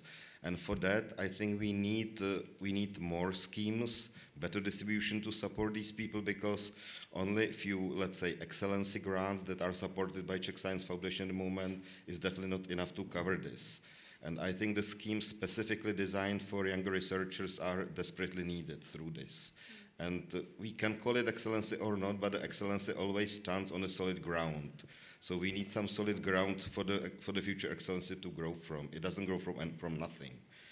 And I would also like to mention one specific project that it's not really general, but that's something that may stimulate people to work in our country, and the Dioscuri scheme that has been implemented by a collaboration of Max Planck, by big involvement of Max Planck Society that first ran the pilot project in Poland. When I think it was 4 Dioscuri centers that were created in Poland. The second run was in our country, and it led to the formation of 3, I hope, in the future excellent, the Dioscuri centers, 1 at Masaryk University, 2 at Institute of Physics on the Academy.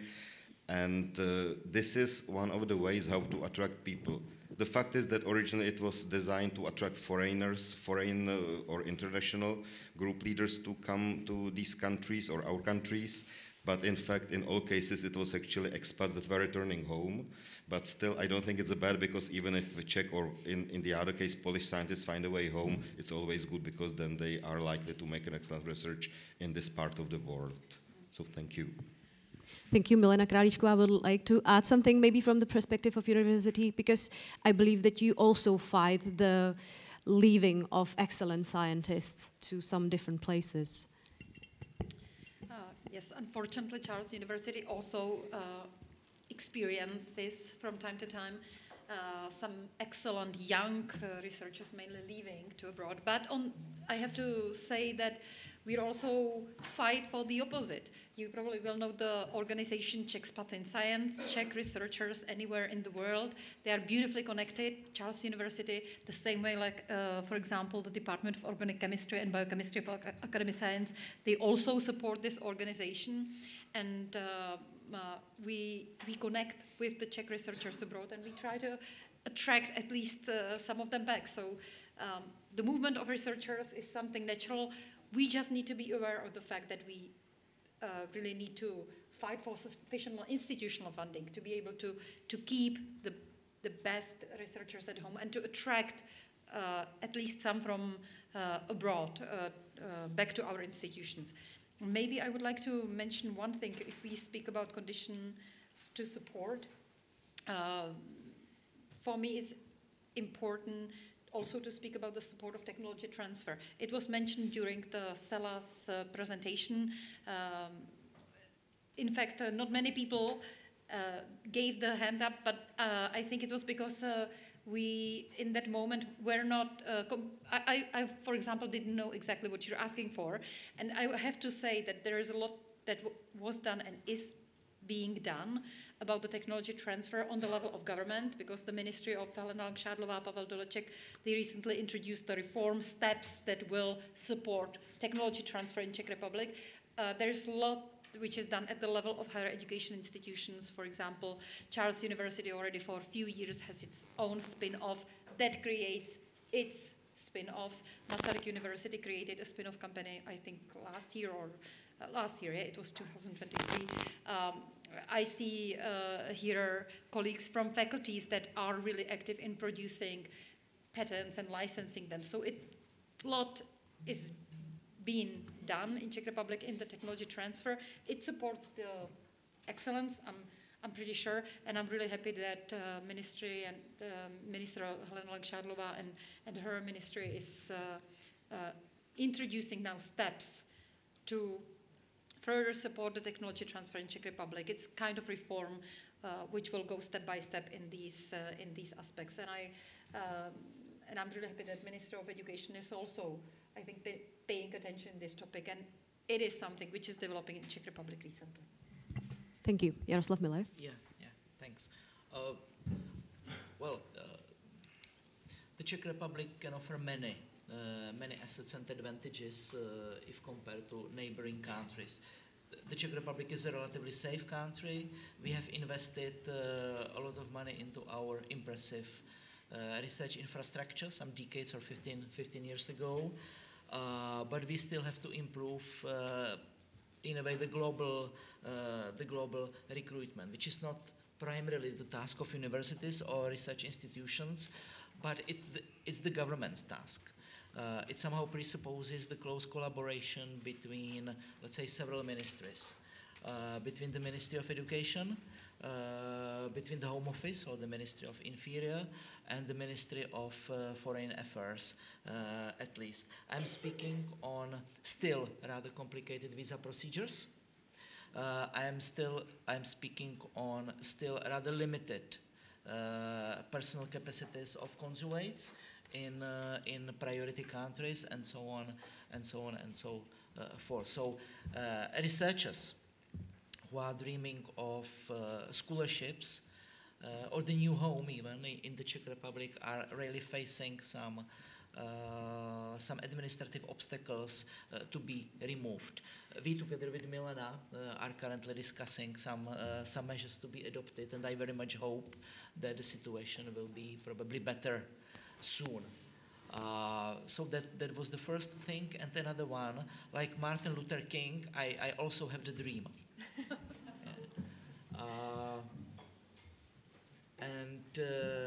That dream is focused upon a well-established, long-term, consistent state policy towards international scientists and researchers coming to the Czech Republic.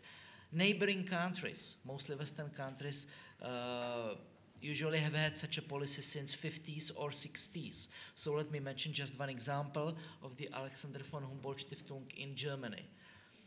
This is a government-funded initiative, or the scheme, let's say, attracting excellent top foreign researchers to Germany, not only attracting them, but also providing them subsistence, and offering them to the best ones, offering them to stay in Germany and just work for the German technologies, for German commerce, for German research. So I really believe that the Czech Republic would need a very similar scheme, but of course it also depends upon government funds. Thank you for this insight and for your dream as well.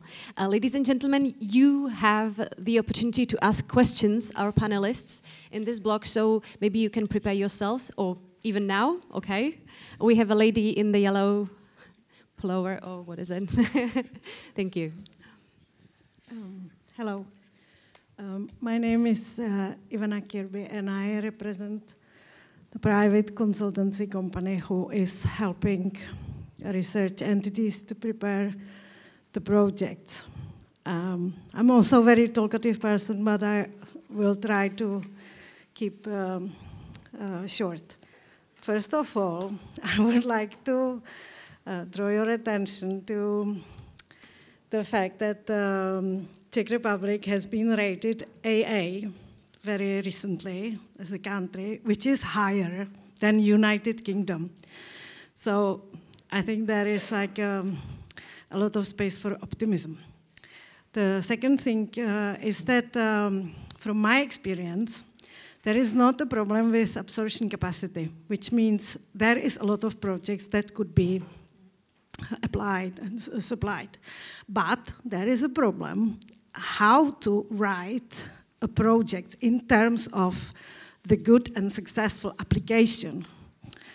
And I like the platform where the successful applicants would share the knowledge with the future applicants in terms of how to structure the application. The Technology Center does it, and very well, but it would be very good if I could ask somebody who applied, who was successful, how he structured it, put it together, the whole process. And the second thing is that very often we talk only about strategies and documents and so on and so forth. We don't talk about the implementation process.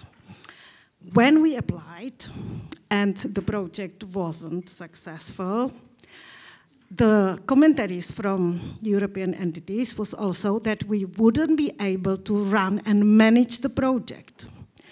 And there is a lot of, I would say, even prejudice from European Union, Commission, whoever, whatever entities, that the post-communist countries do not have enough, somehow, experience, knowledge, whatever, with management and controlling systems to do that.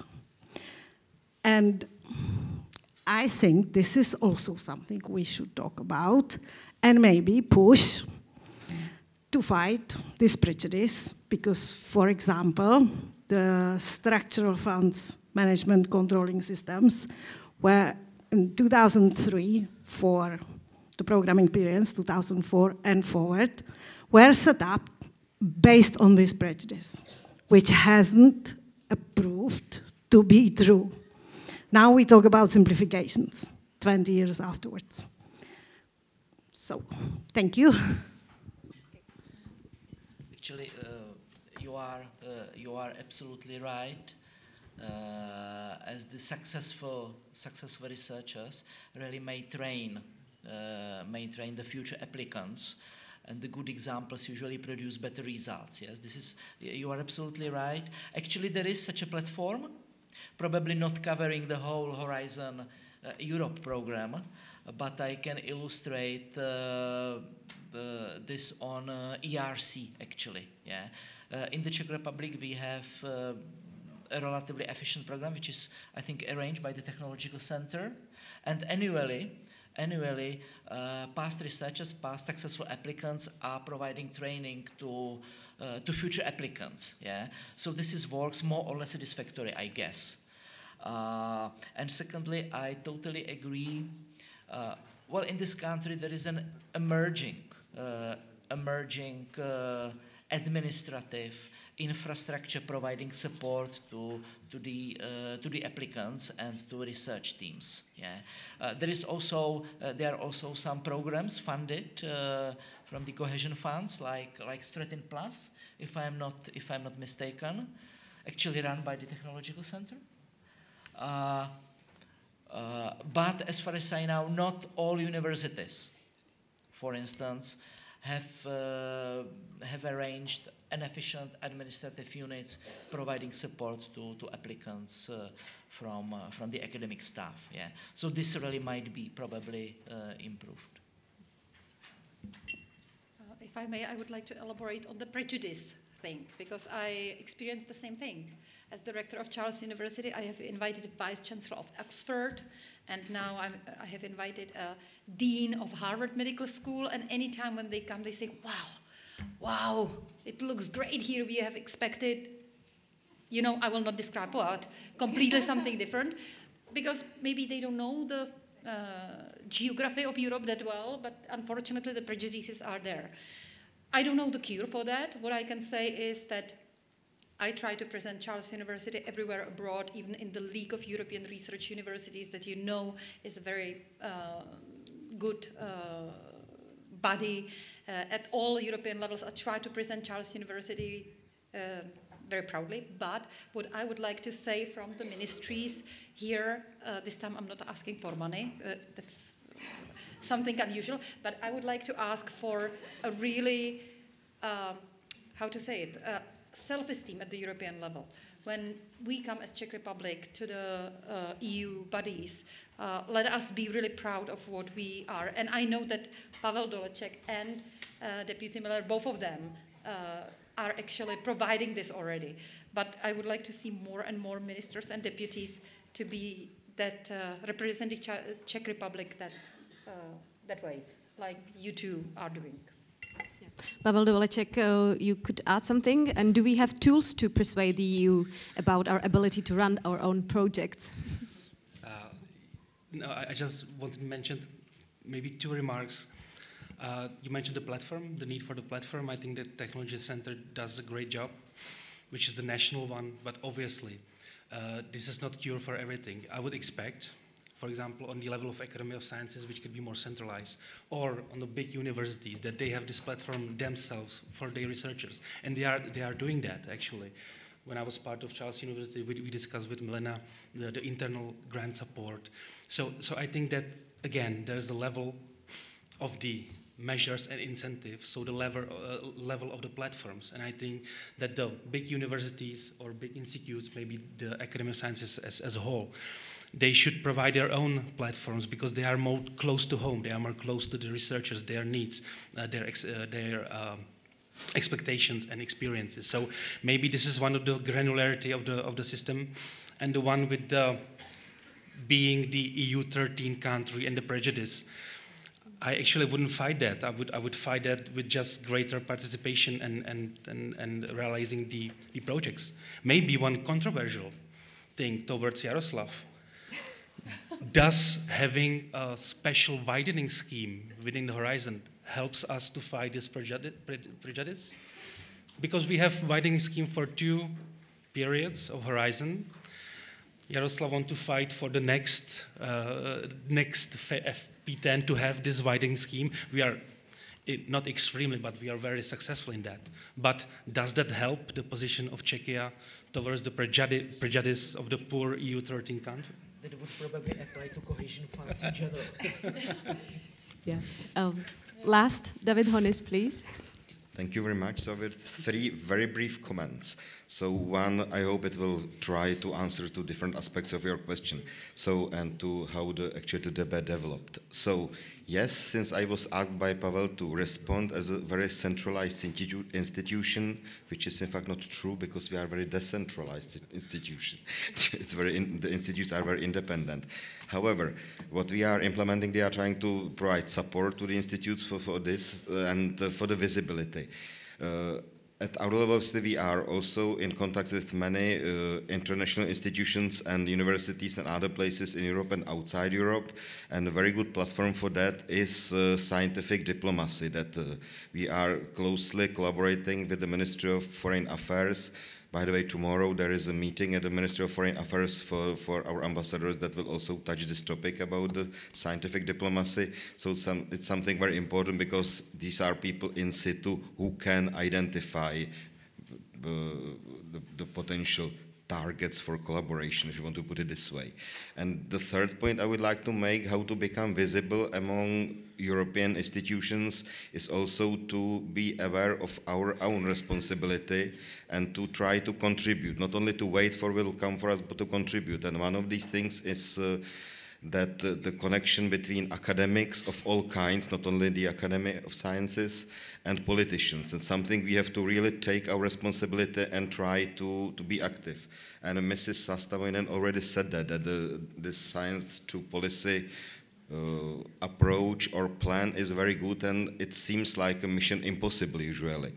But I am actually not always, because she also mentioned the Czech presidency as a successful one, and there was one story that actually maybe, I wouldn't call it fully successful, but at least on a good path, because the Czech Academy identified some topics, some kind of package of topics that we raised, which was the resilient society in terms of energy production, sustainable agriculture, and the resilient society itself.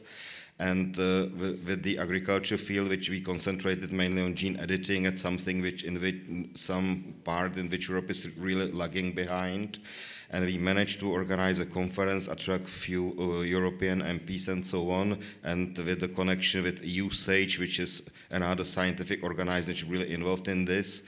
You know that earlier this month, the European Parliament finally adopted the new form that kind of eases the approach to it. It's still not perfect, it's a long way to go to actually join the rest of the world, but still we are not lagging that much at the moment. So it can be successful at some point if we are really trying hard. Thank you. Thank you very much. Ladies and gentlemen, unfortunately, our time has run out. Maybe you can find the people in the break and ask them personally if that is okay. You all are welcome, of course, to ask Jaroslav Miller or Milena Králíčková, Pavel Doleček or David Honis. Thank you all very much for participating in this panel discussion, for your very precious insights and views.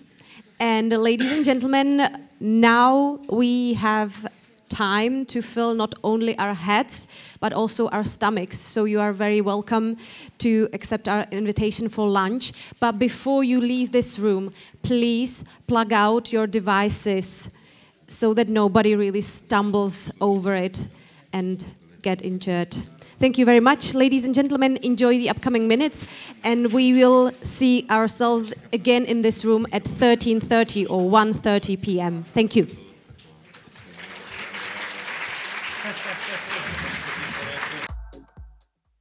Ladies and gentlemen, welcome back to the afternoon session of the 21st edition of Czech Days of European Research. The afternoon program will offer us a thematic session about Horizon Europe.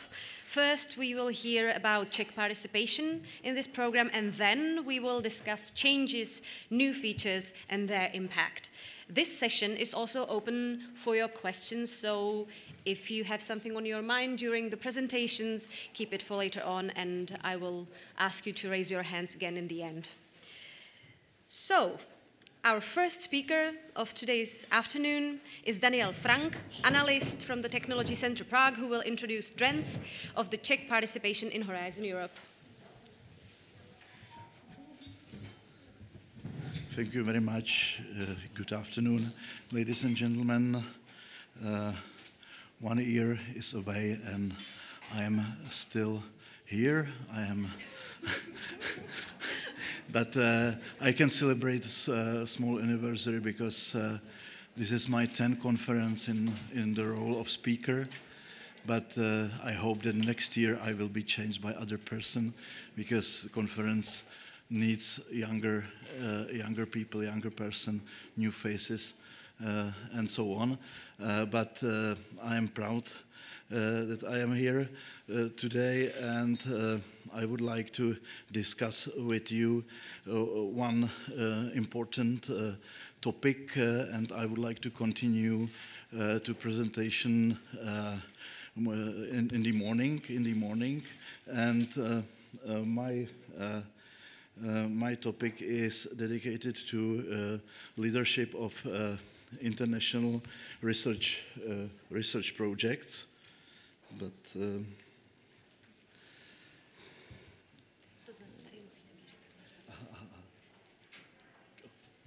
okay, I choose this topic for two reasons. One reason is that the leadership or coordination of research project was one of the statement of final evaluation of Horizon 2020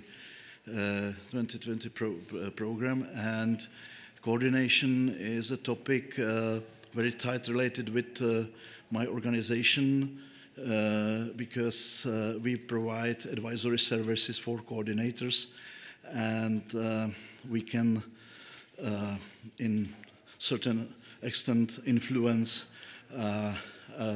our success in framework programs concerning the leadership of international projects. Allow me to say something about the benefits of project leadership very quickly.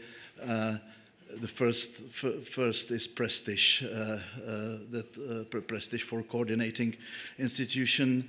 The second one is coordination serves as tool to promote one research ideas.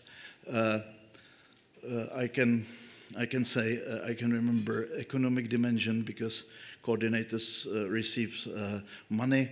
The third or sometimes more of the project budget, and coordinators usually can increase participation of our own country in the framework programs because there is a so-called pull effect, and coordinators usually are able to attract other national teams to the research consortia.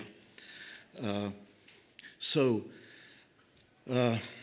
now we can see two charts divided in 3 columns.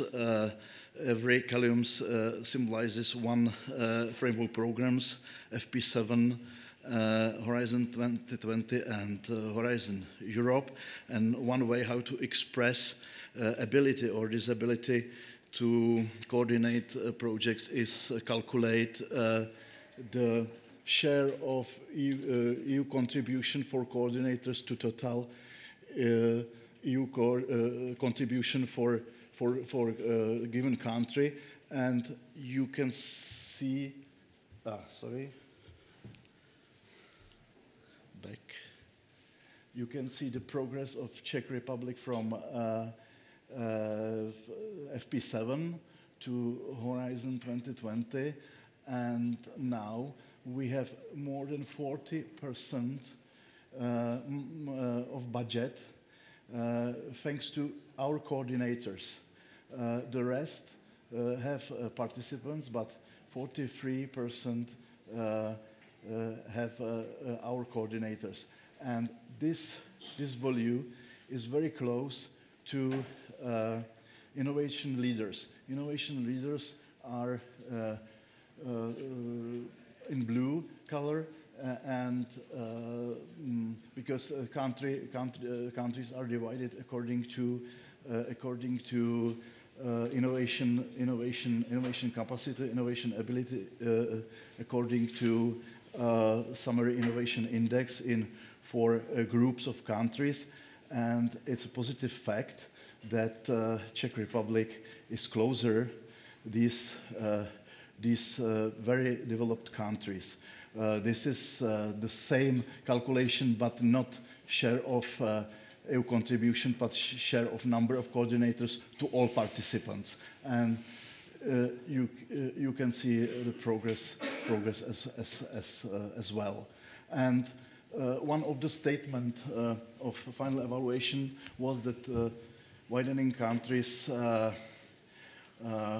not able enough to manage international projects. Yet this is true, but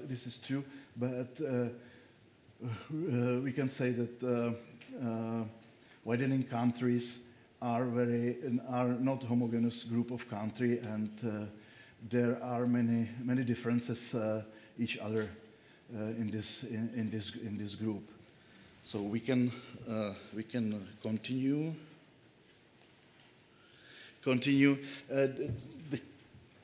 This is a similar picture, but this is a summary. Czechia has 43% for coordinators.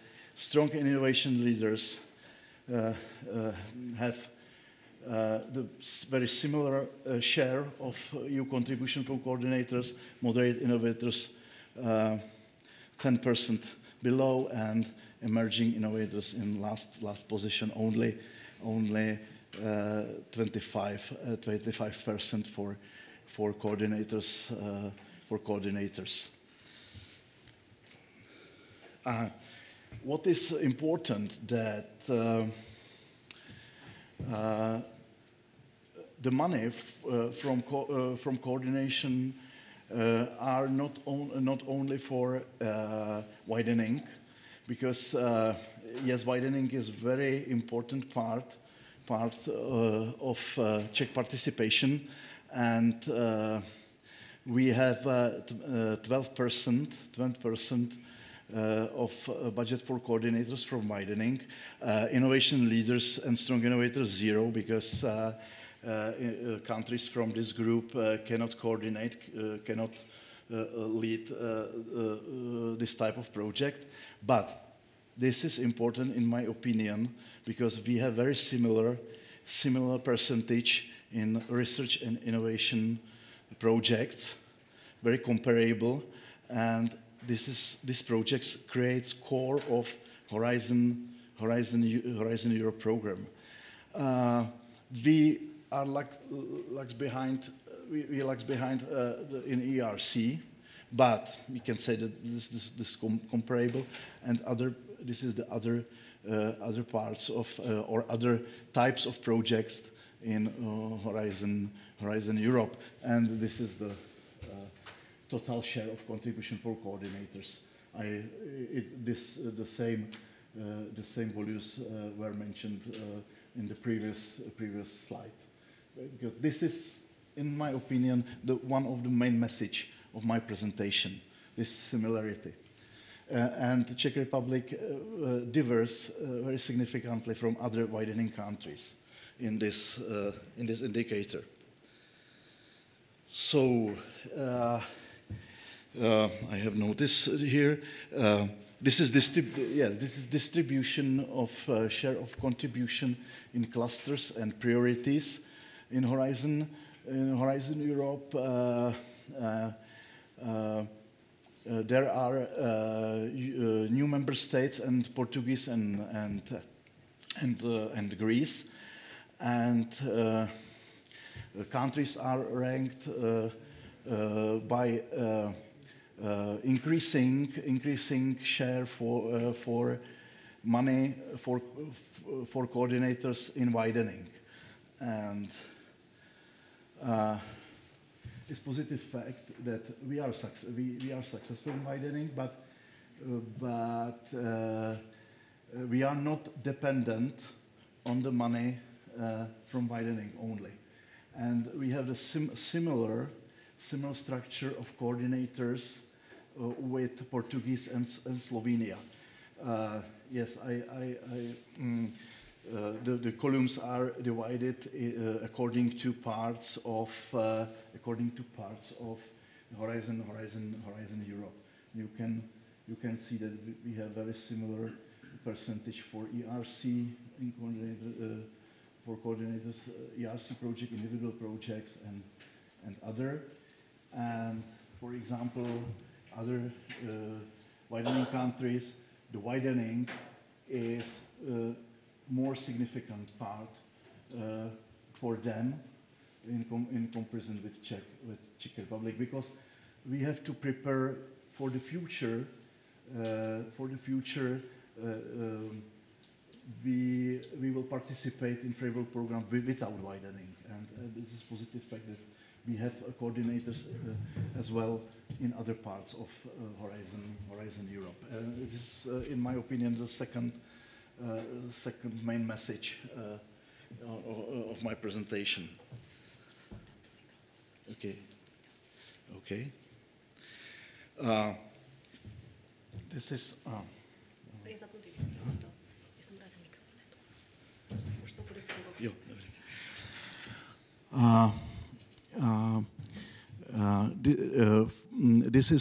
This is a relationship between Summer Innovation Index according to European scoreboard and this. Sorry.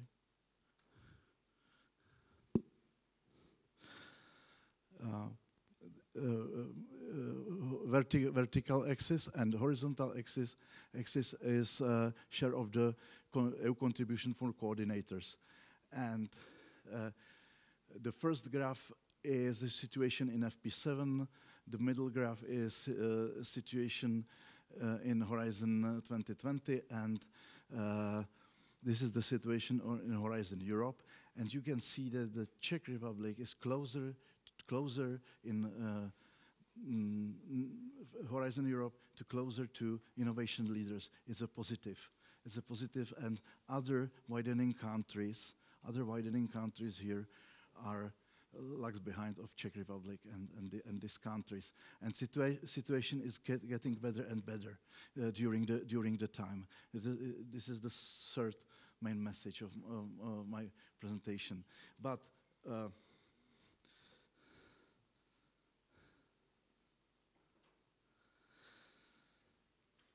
But this is the same pictures, but without widening and RECPOT. RECPOT was one of the part of 7 framework programs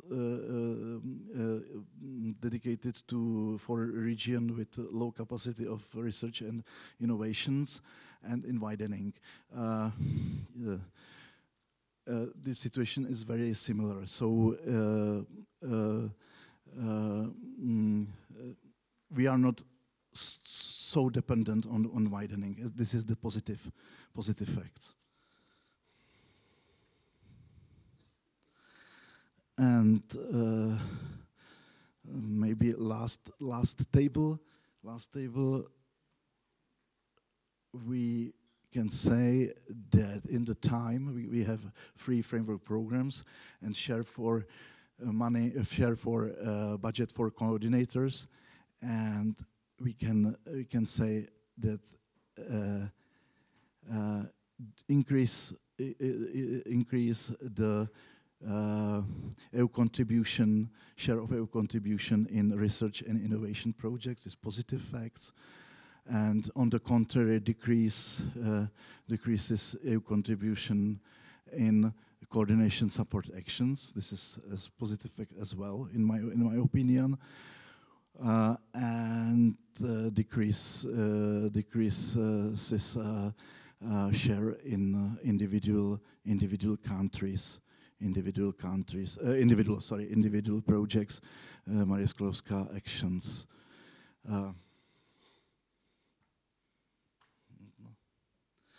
And now allow me to a small conclusion. Czech coordinators play key role in the participation in Horizon Europe. Yes, the money, the share of Czech coordinators is increasing over the time, and because this I show it in previous slide, but for comparison, in FP7 we had only 10 collaborative projects. In Horizon 2020 we had 21 RIA and EN projects, and in the first third of Horizon, this is mistake, Horizon Europe program, we coordinate 22 RIA projects, and this is positive fact. And leadership of projects with Czech coordinators is not based on coordination of widening individual grants only. And explanation possible. I believe that our coordinators now have more experience from previous framework programs, because framework programs is not a new tool. Maybe some of coordinators use and have connections to national and foreign consulting firms and advisory services. There are in Czech Republic there are assistant vouchers for the preparation of project proposals. For example, in Prague, there is a possibility how to finance the preparation of project proposals. My company, Technology Center of Prague, offer organize many activities dedicated to advisory services for project coordinators. For example, evaluation of project proposals in draft form, or pre-screening of project proposals. It is very important, and there is a very sophisticated advisory services for ERC applicants in Czech Republic, including mock interview system, and so on. The situation is positively influenced by impossibility of United Kingdom and Switzerland to coordinate framework projects in the first third of Horizon Europe. Maybe now we have elimination of mysticisms about inaccessibility and difficulty of FP projects. That's all. Finally, I would like to invite you. We have in our plan to organize special seminar or special meeting focus on our analysis, because 20 minutes is not enough, and we would like to organize this meeting in the end of this year or next year in our in our company in Technology Center in Prague for people enthusiastic for analytical outputs and so on, because today is not enough time to explain all. And thank you very much, and thank you.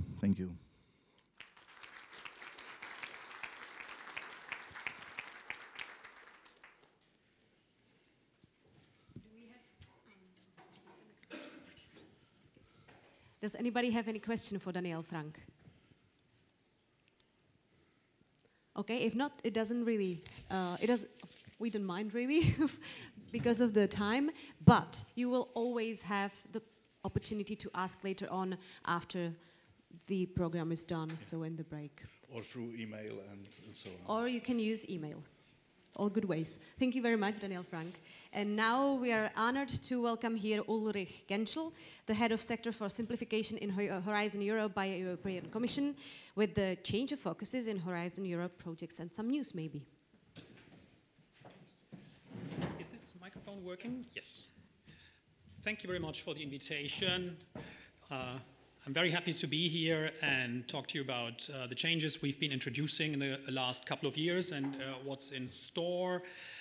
Allow me one little word about the morning session, because I heard the word prejudices so often that I would say, well, I'm looking from the outside. I'm not sure if the prejudices are really that strong inside and outside. I would coin it more, there is a lack of knowledge. Certainly that's true for me. I haven't been in touch very much with the Czech education and science system, so I don't know a lot, and it's probably also true for many other people in the old member states, but I wouldn't equate it to a prejudice, and maybe one can look at it slightly more positively as a lack of knowledge, and there we can work to overcome it. Now let me see, is that changing my slides? This one. Thanks very much. So I'm going to start talking about lump sum funding. This is the, well, in administrative terms, certainly the biggest change that we've been doing since the beginning of the program. And here are the main reasons. You might have heard about them before. We need to reduce the error rate. Lump sum funding, the lump sum model grant agreement really has fewer obligations. Legally speaking, there are quite a few obligations that exist in the traditional model grant agreement. They don't exist in the lump sum grant agreement. Fewer errors, fewer documents automatically translate to fewer errors. And likewise, they mean a simpler system, because if you don't have any obligation to report actual costs, and we don't have the obligation to monitor and check them and audit them, that again is administrative simplification. The amount of work that everybody invests into collecting these documents, reporting on them quantitatively, and all the audit work. I'm not sure who of you is involved in that, but while I can't really quantify it precisely and give you exact figure, there's no doubt that this is a lot of work on both sides. And then thirdly, we really hope and already see the move to look more onto content. The financial management has sometimes been, I feel, a proxy. So we see if a project is financially properly managed, it's a good project.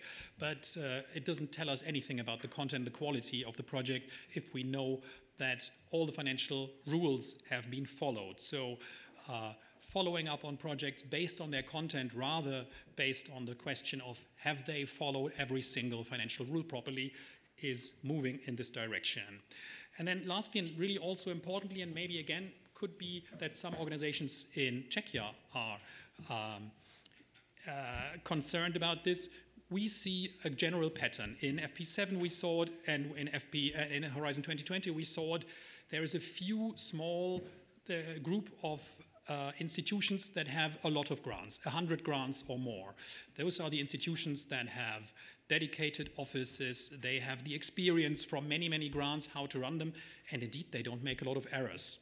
They know the system, and they have grown knowledge and systems and staff to handle them. While on the other end of the distribution, we have the vast majority of our unique beneficiaries that just have one single grant in a framework program. So you see, it's in for Horizon 2020, it was 26,000 individual organizations that had one grant.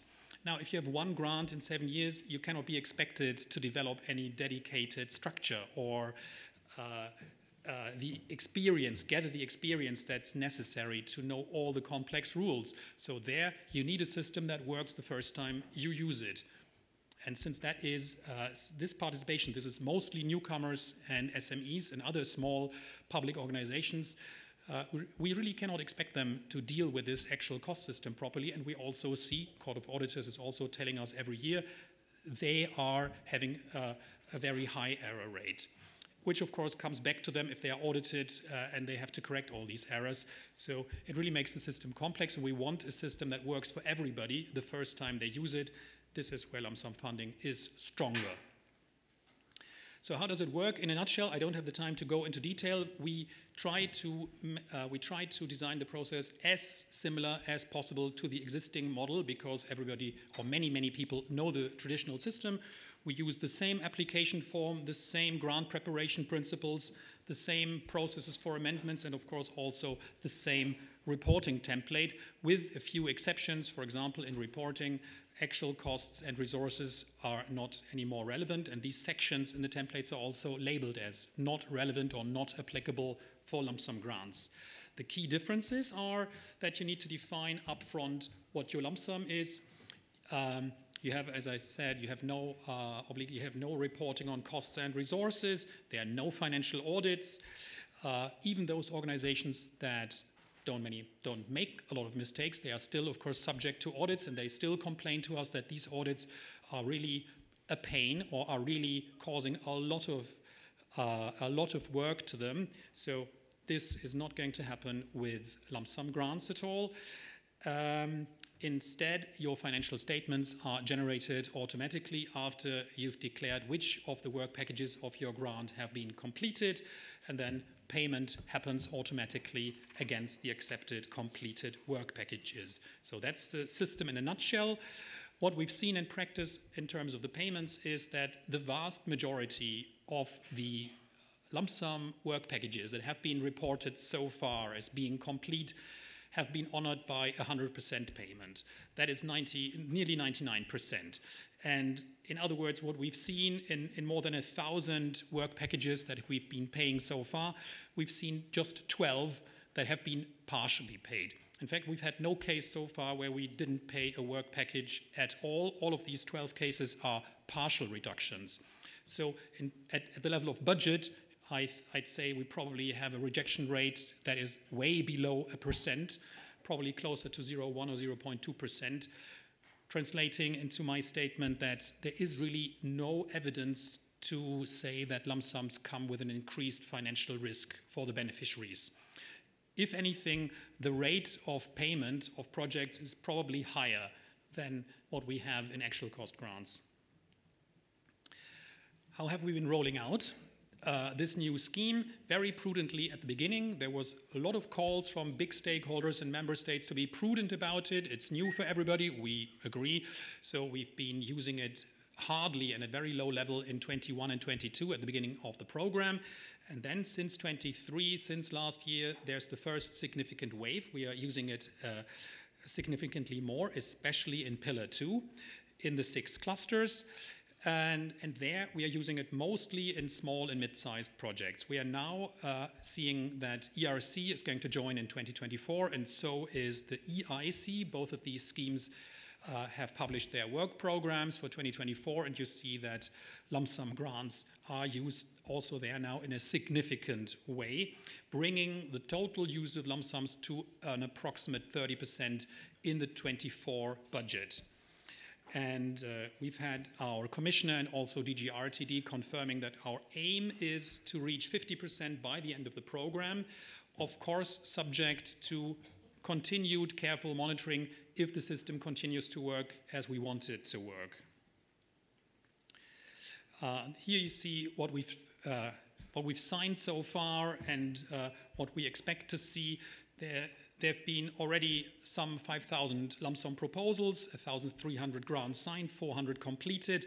That is about €500 million that were spent in the pilot in Horizon 2020. And now in the first 3 years, we've spent 1.3 billion as lump sums.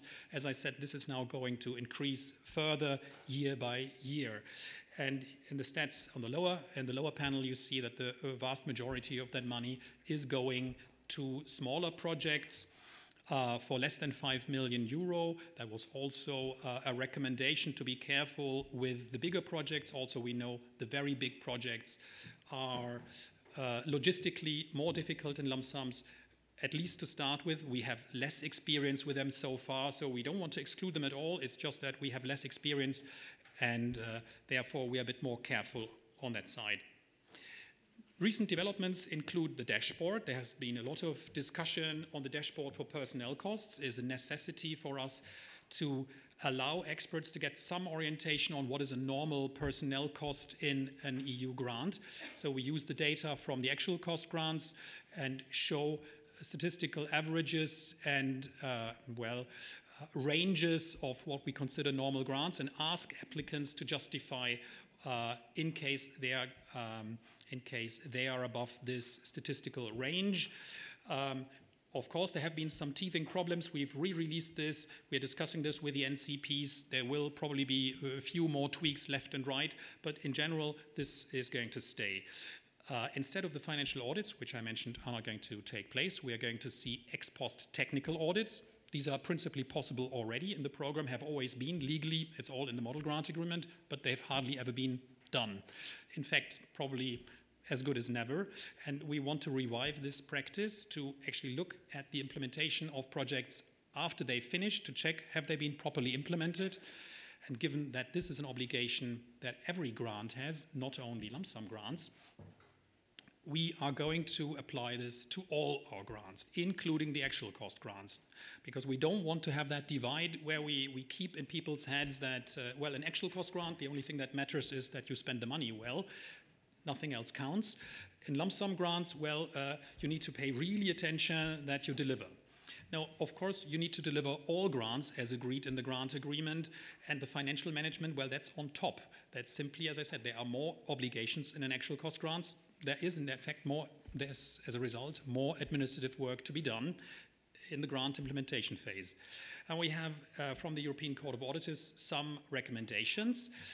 Some people saw them as quite critical. I would not really agree with that. The Court of Auditors has always been very, very supportive and, in fact, pushing the Commission to do more simplified cost options, including lump sums. That's what we've been doing.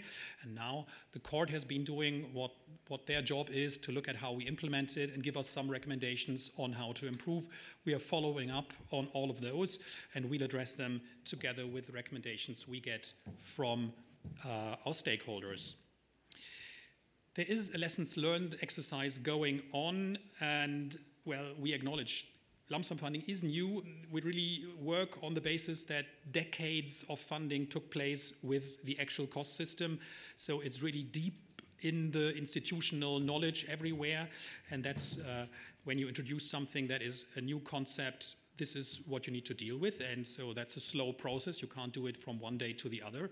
We've, in my team, in my unit, we've been discussing this system since 2016. And then we had the first calls in 2018. We've started on a small scale, and now it's already 2024. So 8 years after, we are still on a cautious rollout. So just to give you an indication of the time scale it takes to introduce something. The framework program is an oil tanker. I often say that where you cannot steer the course, where you cannot change the course in a very short space of time. So we are going to continue and monitor this system. We've had a first assessment in 2021 based on the Horizon 2020 pilot. The criticism then was you have had only so many projects, and these projects have also not been finished. Absolutely true, but that was in the nature of things. We are now repeating this analysis based on a much broader basis of data and a lot more projects, and are going to publish this, probably in Q2 before the summer. Now we've had surveyed some 14,000 participants and some 1,000 experts. With quite good response rates, and definitely the overall feedback that we see in these surveys is quite positive. I'm giving you an example here. we have seen that way above 70% of our participants agree that lump sums reduce the level of administration, and even more than 75% agree that it helps shift the focus to content. When we asked the expert evaluators who've been involved in lump sum grants, in lump sum topic evaluations, we get exactly the same picture. So overall, the actual users, I must say, that we've asked are quite positive about the system. And here, when I say we surveyed the users, that is, we really contact the key contact for each of the projects. Well, I said I don't have enough time to go in more details, but there is more information available on the Funding and Tenders portal, all on this page. I particularly like to recommend for people who haven't been involved with this new system the videos that we've released. We now have a set of 3 videos, one covering the general principles, one covering how to do this detailed budget table, and one dedicated to the dashboard. So all these aspects that are key for lump sum funding are covered in probably 10, 12 minutes of video in 3 easy, digestible bits. So a new system we are going to start soon. I'm not sure I'm running out of time already, but I take a few more minutes to introduce this new system of personal unit costs, which we are going to start.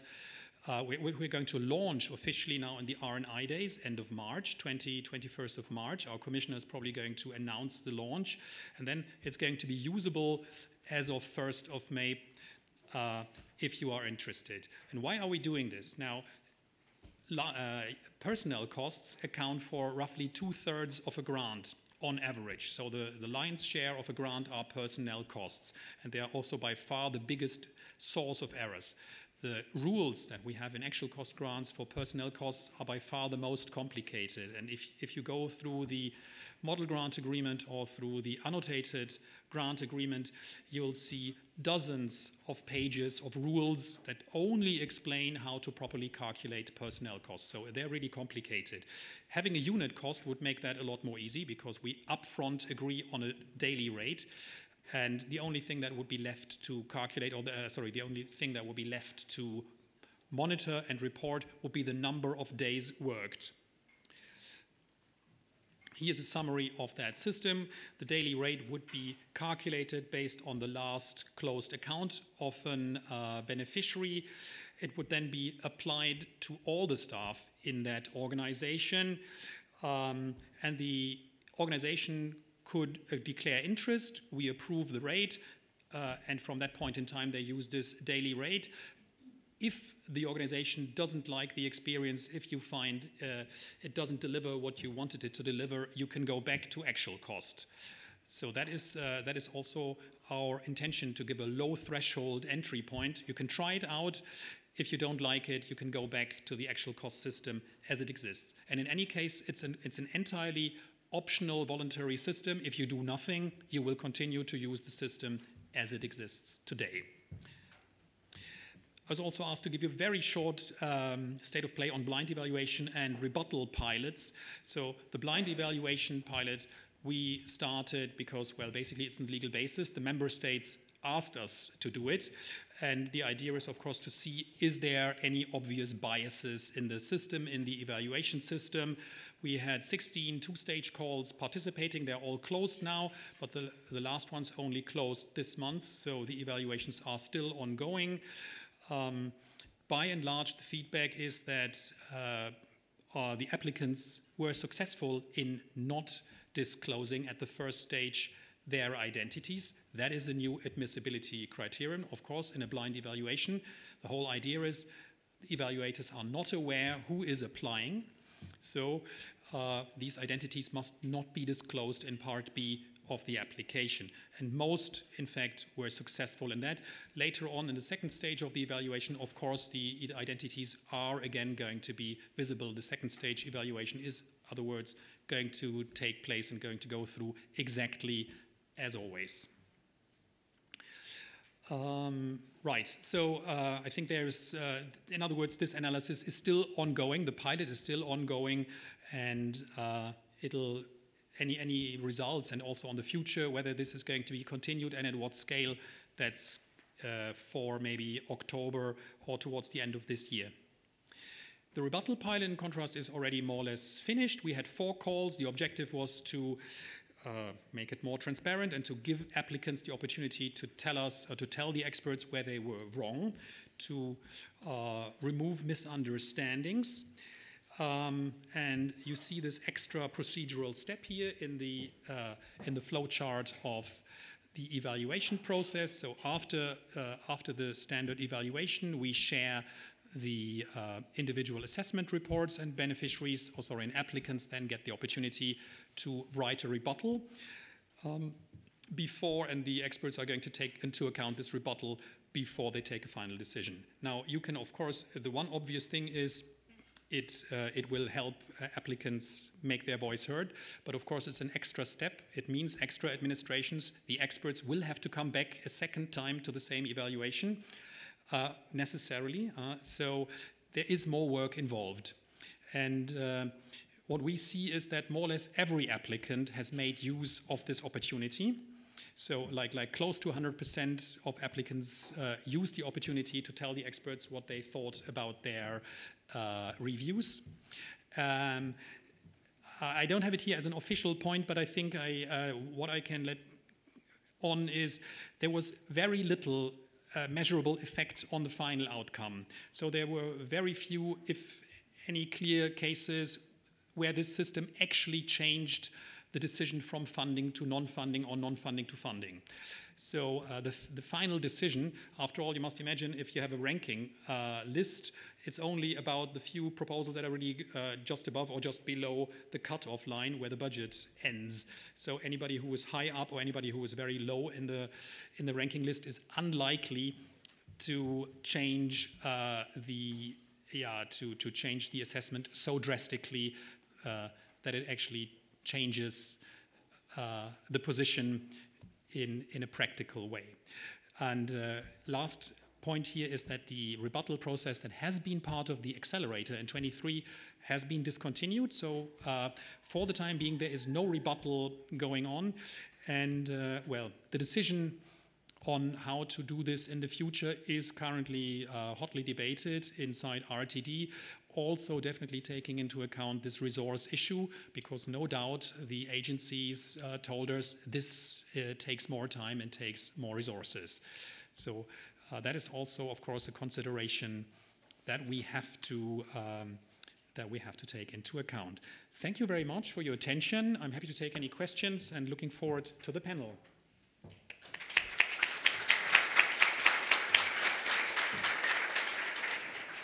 Thank you very much. If somebody has any question, maybe we can save it for the panel, or you can ask now. Okay. I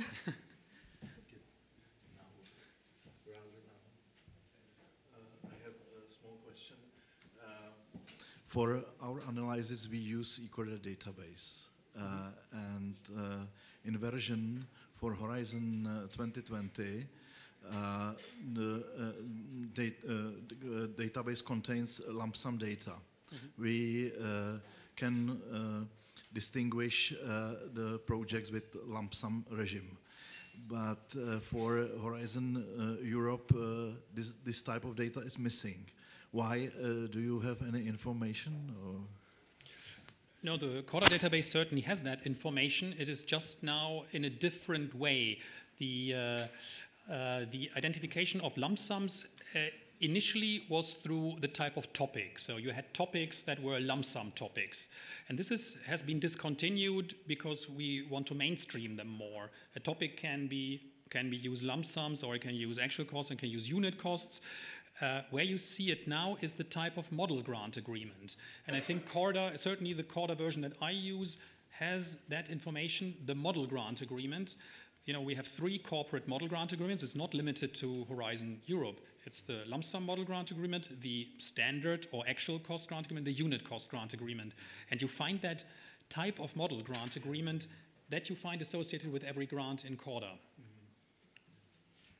Thank you. And there was one more question, I think, in the right side of, yeah, thank you.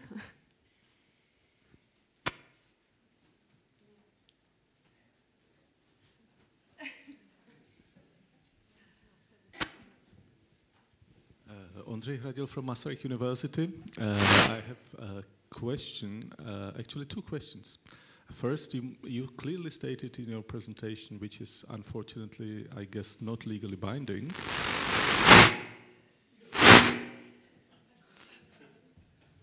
Is it better? Okay. That there will be no financial audits of the lump sum grants. However, I hear from other fora that, still in the model grant agreement, the provisions make it possible for the Commission to come to the beneficiaries and make the financial audit, which can create some difficulties internally. So if you could clarify this, let's say legally, what is really the legal situation? And second point, with the lump sums, there was fear that partners which are considered not reliable will not be invited to the project. And one could think about the widening countries not to be reliable partners. So I was just wondering whether in your studies there's some indication on this, whether it's the case or not. Thank you. Yeah, thank you for those questions. So the first one I find quite easy. Yes, I can legally confirm that there will not be financial audits, the kind of financial audits that you have now on actual cost grants. The model grant agreement that you signed, the lump sum model grant agreement, has a very clear statement that you have no obligation to collect actual costs or to report actual costs and to have the necessary documentation.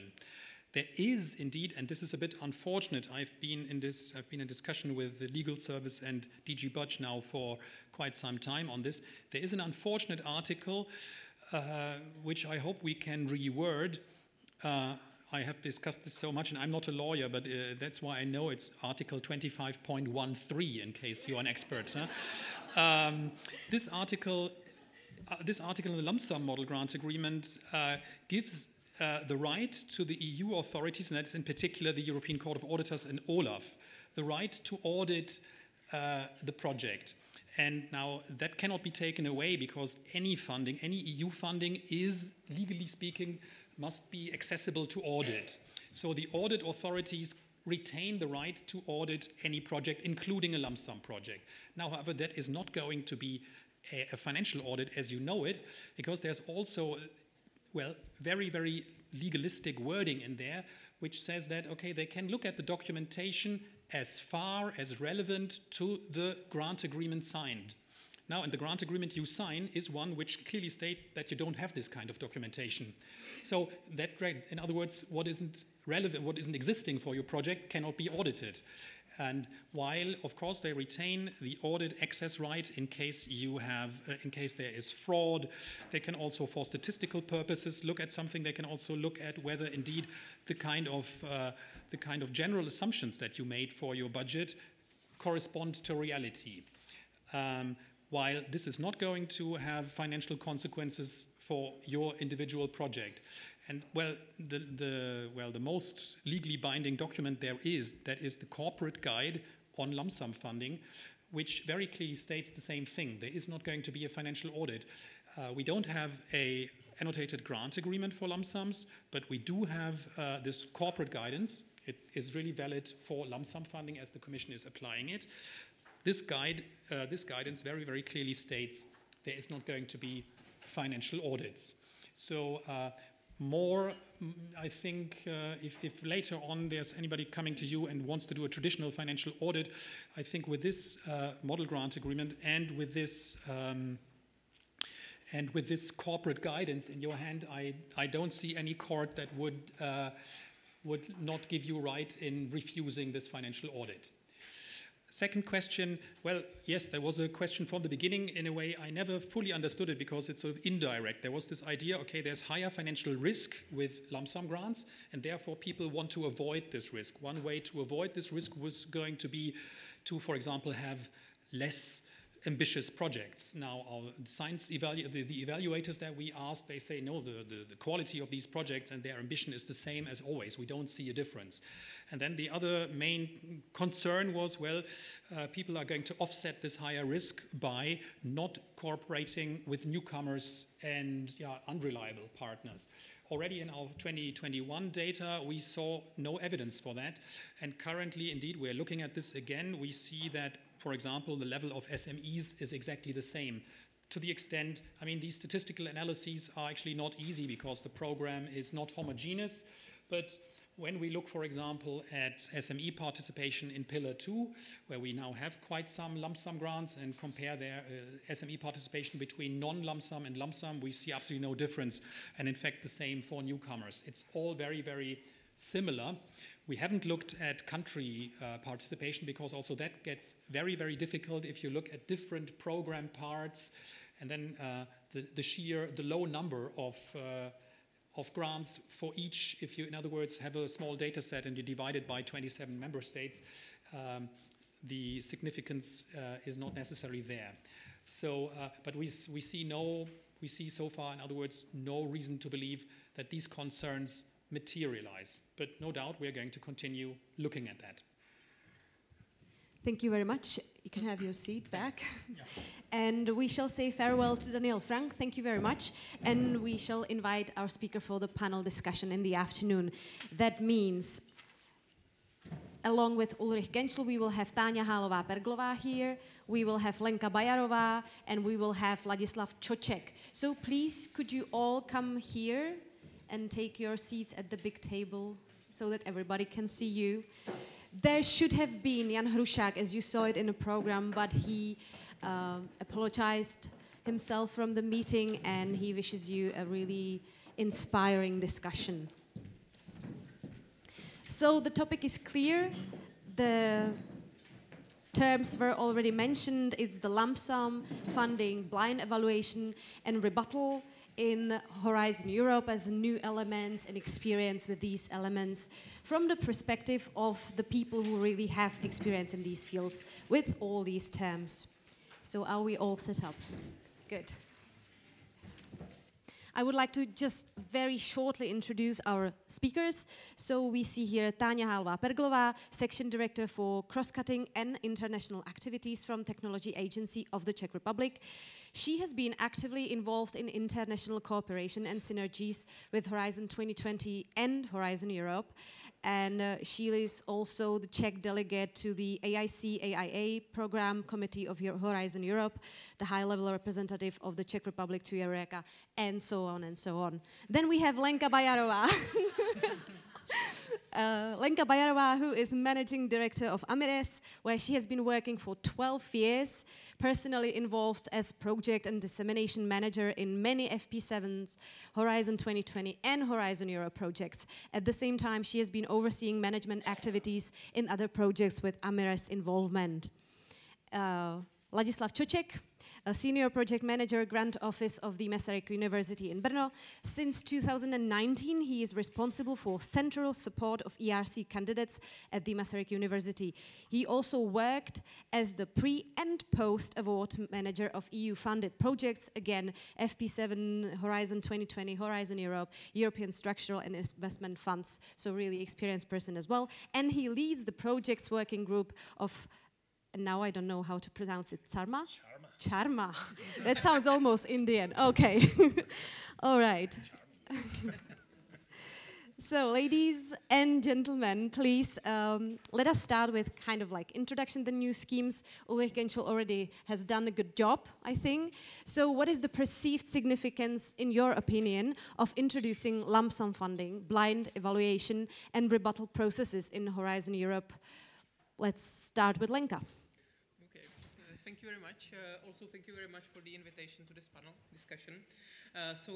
If I should start with the lump sum, from our perspective as a, let's say, company who is managing project and also, let's say, writing proposals, I would say the experience is positive. from that side that maybe for the proposal preparation, it's a little bit more, let's say, extensive preparation in comparison with the projects or the ones that are grant-based. But for the, let's say, running projects, we see it as relatively really positive. From also the perspective, I would say, from the SME. As Ulrich said before, I think for the SMEs, they see it more positively maybe than the universities or the RTOs, because the processes are, let's say, more flexible for them, and it's easier, let's say, to adapt to that. So from this perspective, I would say the lump sum is, let's say, a good thing, and from the applicant point of view or beneficiary point of view, we appreciate it. I tenhle, jo. Ale já slyším pištění na druhou stranu. No, právě, protože oni vás mají moc daleko. Jo, tak, dobře. Okay. Super. Should we continue with the other ones, or we do lump sums and then we do the rest? Well, you can continue with the blind evaluation and rebuttal. Okay. So, okay. Just briefly. For the rebuttal, I actually agree that maybe it's not necessary. Let's say from our perspective, we saw several or few rounds of that, and maybe if it's prolonging the process of the projects being, let's say, accepted for negotiation and so on, that's not something that we would go for. For the blind evaluation, we have experience for proposals preparation in the first stages. And I would say from our side, also as, let's say, the widening country representative, it's also a good thing, because we think that actually it's not so complicated to write the 10 pages without mentioning who, let's say, exactly the names. And we have the feeling that maybe the proposal is really then evaluated on the idea and not on the consortium that is, let's say, putting together the idea. So from this perspective, let's say the blind evaluation seems like a good step, definitely for the first stage proposals, preparations. Yeah. Maybe Ladislav could add to this from the point of universities, all the experience that you have. So from the mentioned changes being recently introduced, we mainly have experience with lump sum funding. The others not so much, but I can mention a few words also. But the lump sums, maybe you'll get an all positive panel, because we also appreciate the change going on with lump sums. It is a bit more difficult when you have a larger consortium. Then you really need a lot of trust in the consortium. Entering this sort of project as a partner requires us to be confident in the coordinator and also the rest of the partners. So the note about like SMEs and other not so reliable partners, it actually, even though the data that you have show something else, it might be an issue, but if it is monitored and if it looks fine, okay. But for smaller projects, we've recently had, since we are quite intensely involved in widening, and this has been introduced in several calls in widening, we've had quite a bit of experience with smaller projects applying lump sum funding, and there the spread of the consortium, the need to control is not that broad, and also the projects are a bit different in terms of the activities. Usually it's coordination and support actions, and I would say that for this kind of actions, the lump sum funding works well. I think in CSAs also what helps apply lump sums is the sort of predictability of the grants. It's not like real science projects where you have a lot of unknowns. So I would expect that the approach to lump sum under ERC Advanced would be a bit different to coordination and support actions such as twinning. But here we can really present some tangible activities, and it can the lump sum funding itself can help us to voice the need for exact planning of what we will have under the projects, for tangible KPIs, that we will promise to deliver. It sort of makes it less useful to move around in general terms. It makes us go concrete. So this is some basics about from our experience with lump sum funding, but of course we don't have that much implementation experience yet. We have one project right now ending on Horizon 2020 pilot, and there the system was not yet that developed. There were some relicts in terms of like how the budget tables were approached. There was still a need to sort of keep some sort of detailed budget throughout the project implementation, and that was not working so well. But I believe that the changes made moving to Horizon Europe were good ones, and the recent grant agreement preparations that we've had with lump sums were a nice experience. Okay, on the rebuttal, we've had just one experience, and I would also agree that this is something that just adds to complexity and really changes very little. And on the blind evaluations, we were not coordinators of any projects going on through this pilot, but I think maybe also on the consortium ones, but it may also be considered for like smaller scale projects like Marie Curie postdoctoral fellowships. I don't know how there's the like career development aspect, but I have noticed that actually it's not so uncommon to occur in the evaluation summary reports that the host organizations don't have so much capacity, and I think it might be quite specific to evaluators not trusting that that Czechia is the best place for the fellows to develop their careers, which might be untrue. Okay, thank you very much. That is a good follow-up question for Tanya. Now, are these mechanisms vital for enhancing efficiency, or do they add, as Ladislav mentioned, unnecessary complexity? Well, I will try to speak for each of those three. For us as national grant agency, we were following very closely the rebuttal procedure because we were quite curious what will come out of it, because we do not have anything like this on the national level, and we do not allow the applicants and the beneficiaries actually to get, during the evaluation process, into it. And what actually happened, or what was reported at the program committee of one of the schemes where the rebuttal was like the Pathfinder, was that actually it did not bring what the Commission was supposed that it would bring, meaning it would bring some of the projects back.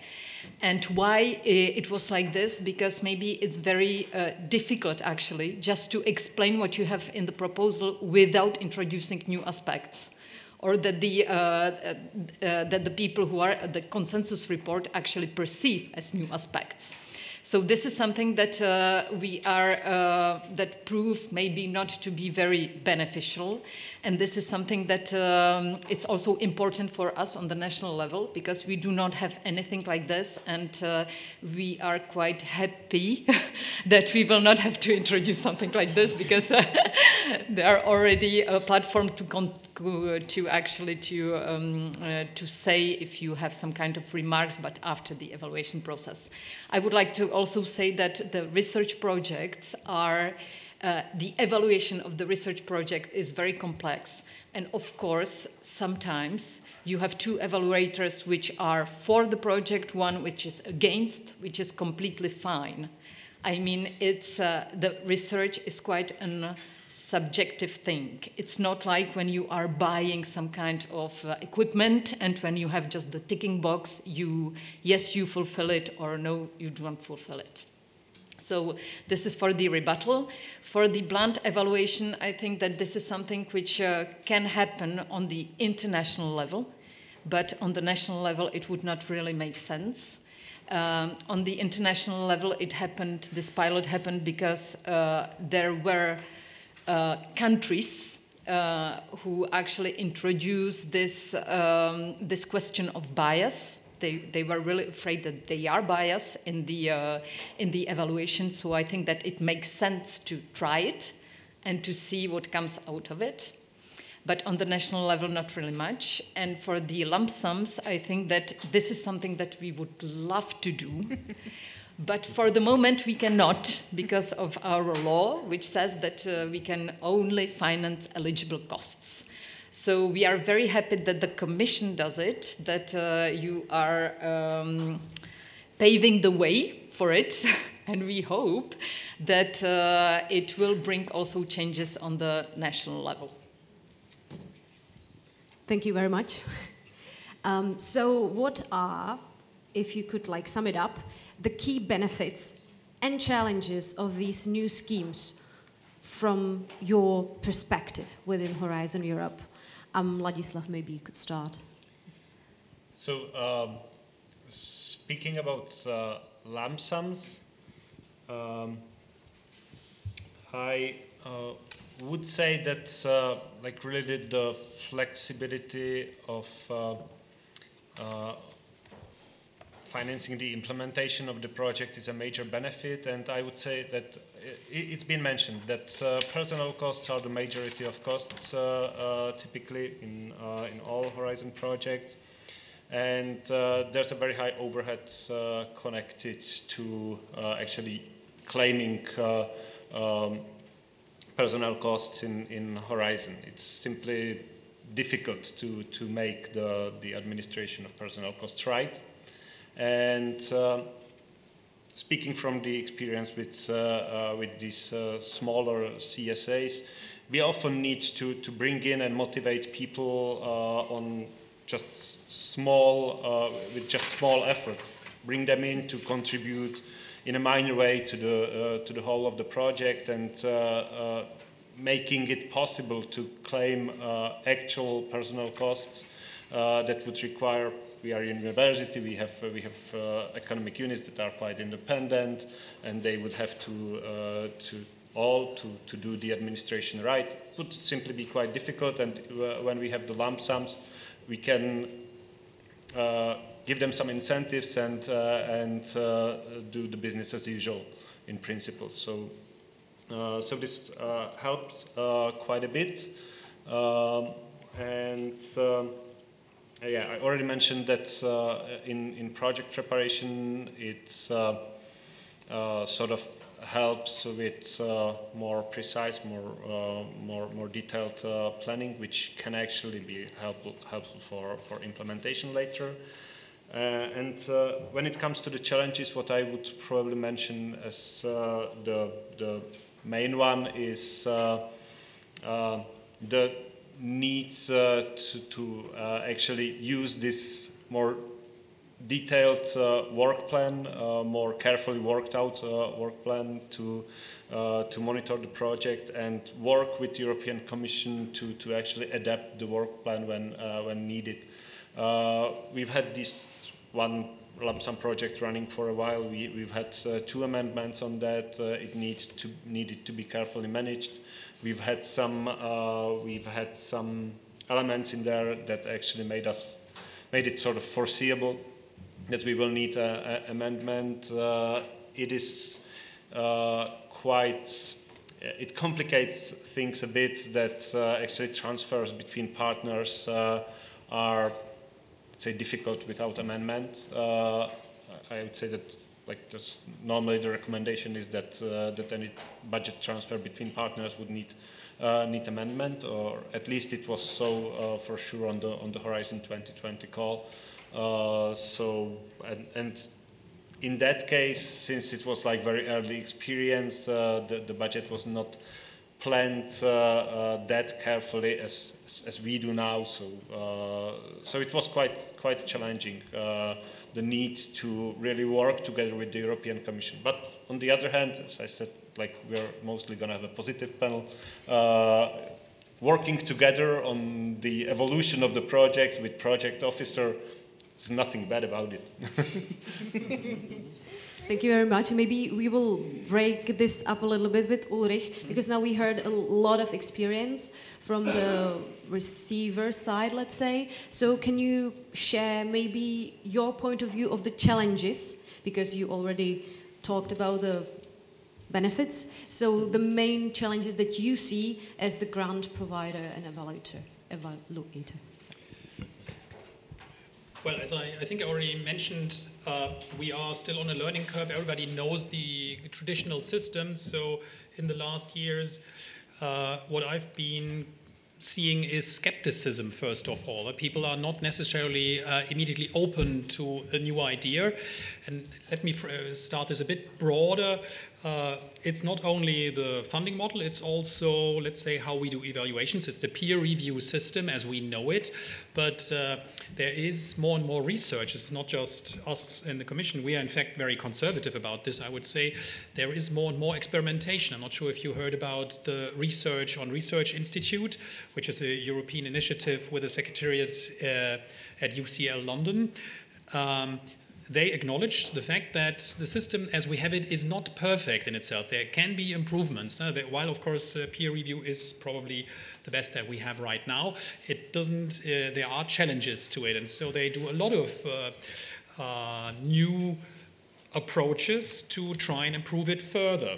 I'm not going to go into any more detail, but I invite you to maybe have a look at their website and see all sorts of different changes that can be made. And of course, all of those will need careful evaluation. Now, lump sum is just one of those.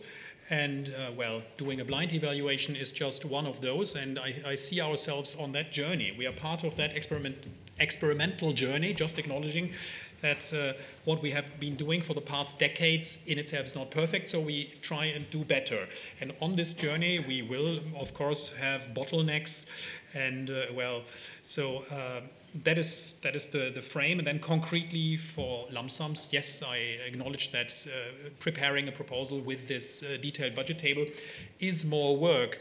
Now I can, as I have said in many other webinars, emphasize many times that in principle, any applicant is obliged to have the same level of planning and in fact have a similar document, a homemade document if they like, but they're obliged to have this.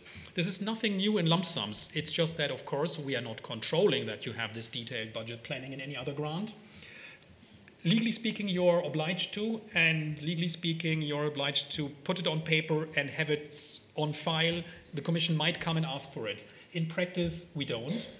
And so I know from proposal preparations myself quite a few years ago that probably it doesn't exist, or certainly doesn't exist in all cases. But we still need to, in a way, assume that you have it. So in that sense, the difference is quite small. But now that we are forcing applicants to have this detailed budget planning, I acknowledge this is a difference, and this is a challenge, and we know it particular when you have very large projects. I think we heard this in the panel right now. If you have projects of 20 and more participants, this particular step gets difficult. Although, again, there's also a question of experience. We know from EU Rail joint undertaking, where you have very big grants for like nearly 20 million euro, and also with 30, 40 participants, and they use lump sums since 2018 exclusively, so they have not signed a single actual cost grant since 2018. And for them, it seems to be working. So it's maybe, of course, they are particular clientele, and but in short, I believe we are still on a learning curve. I think these bottlenecks can be overcome with experience, as experience grows on all sides. Let's not forget as an experiment of thought, if we had now been running on lump sums for the last 30 years, and somebody would say, let's start with actual costs. From now on, you keep every cost item, every invoice, and we are going to do a detailed audit on that afterwards. Think if that's would be a system that people would cheer in and greet as being introduced as swiftly as possible. So yes, as I said, there's a long There's a long transition time. We need to learn, we need to gain the practice, and, well, where we see the bottlenecks, we need to treat them. Okay, let's move on. We have some new things in Horizon Europe, or not so new, as you mentioned in your presentation. But could these innovative approaches inspire, let's say, adaptations in other European and national programs? What do you think, Lenka and Tanya? Like from my side, it's very hard, I would say, to assess it because, as a company and me personally, we're involved especially in Horizon or in FP projects. So I think for Tanya, it would be much more easier to answer from, let's say, the agency point of view. So yeah. It can definitely, as I said already, the lump sum is something that, or simplified costs, or whatever simplification compared to actual costs then, and every invoice that the beneficiary has to give us would be simplification and would be something that we would like to see on the national level. Unfortunately, what we see is that the law says something and we have to follow the law. Now, what I would like to say is that, for example, we financed the Seal of Excellence holders of SME Instrument Phase 1, where there was a kind of lump sum. It was 50,000 euros per grant, per project, only mono-beneficiaries. And actually what was a surprise for the beneficiaries coming with the Seal of Excellence paper and saying, now you can finance us. We said, yes, of course we can, but you have to write down every single cost, every single invoice. And it was quite a surprise for them. Because, I mean, they were happy that they will be financed, that when there was a lack of money on the EU level. But at the same time, they were very surprised why we cannot proceed as the European Commission. And we said, well, we cannot because of the law. But for us, it would be much simpler for those little grants, like for the feasibility study, to have some kind of unit cost or lump sum that we could develop, and to finance them this way. It would be also much easier for the SMEs, because what we see as the universities, research organizations, they usually have a grant office or project managers who take care of the grants. So for them, it's they know how to do it, it's their work, it's running, it's okay. But for the SMEs which are coming, which have the grant for the first time, of course, this is an issue which is very, very difficult. When you have one accountant who has to deal with all those regulations and rules, it becomes difficult for them to manage the project. Of course, the answer is you are having public money. Then, sorry, there are some rules that you have to follow, but if we can simplify it, and if we can take the experience of the Commission and introduce it on the national level, it would be very nice for everybody. Maybe have you talked with other, let's say, not really grants again, agencies, but with other grant providers in the Czech Republic about the lump sum, and maybe do you have any possibility to push the politics? Maybe a little bit. Well, now there is the modification of the law. For the moment, it seems like it's not in the amendment, but this is something which will be discussed further. So we still hope that we can introduce some of the aspects. We were also discussing this because we have some kind of network of national agencies across Europe. And it's really nice to see that there are agencies which can do almost anything when they think about new schemes, about new procedures of implementation. We can only give grants as Technology Agency of the Czech Republic. It's according to the law, only grants. But there are many agencies who can do other things. They can give consultancy. They can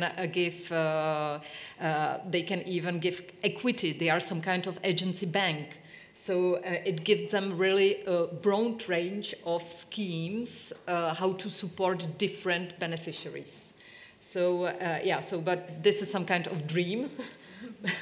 The deputy minister had a dream. I had a lot of dreams about this, but unfortunately, we have to be quite realistic. So for the moment, we hope that we will be able to take some of the best practice of the Commission, and not this year, probably not year after, but in a few years to introduce it on the national level as well.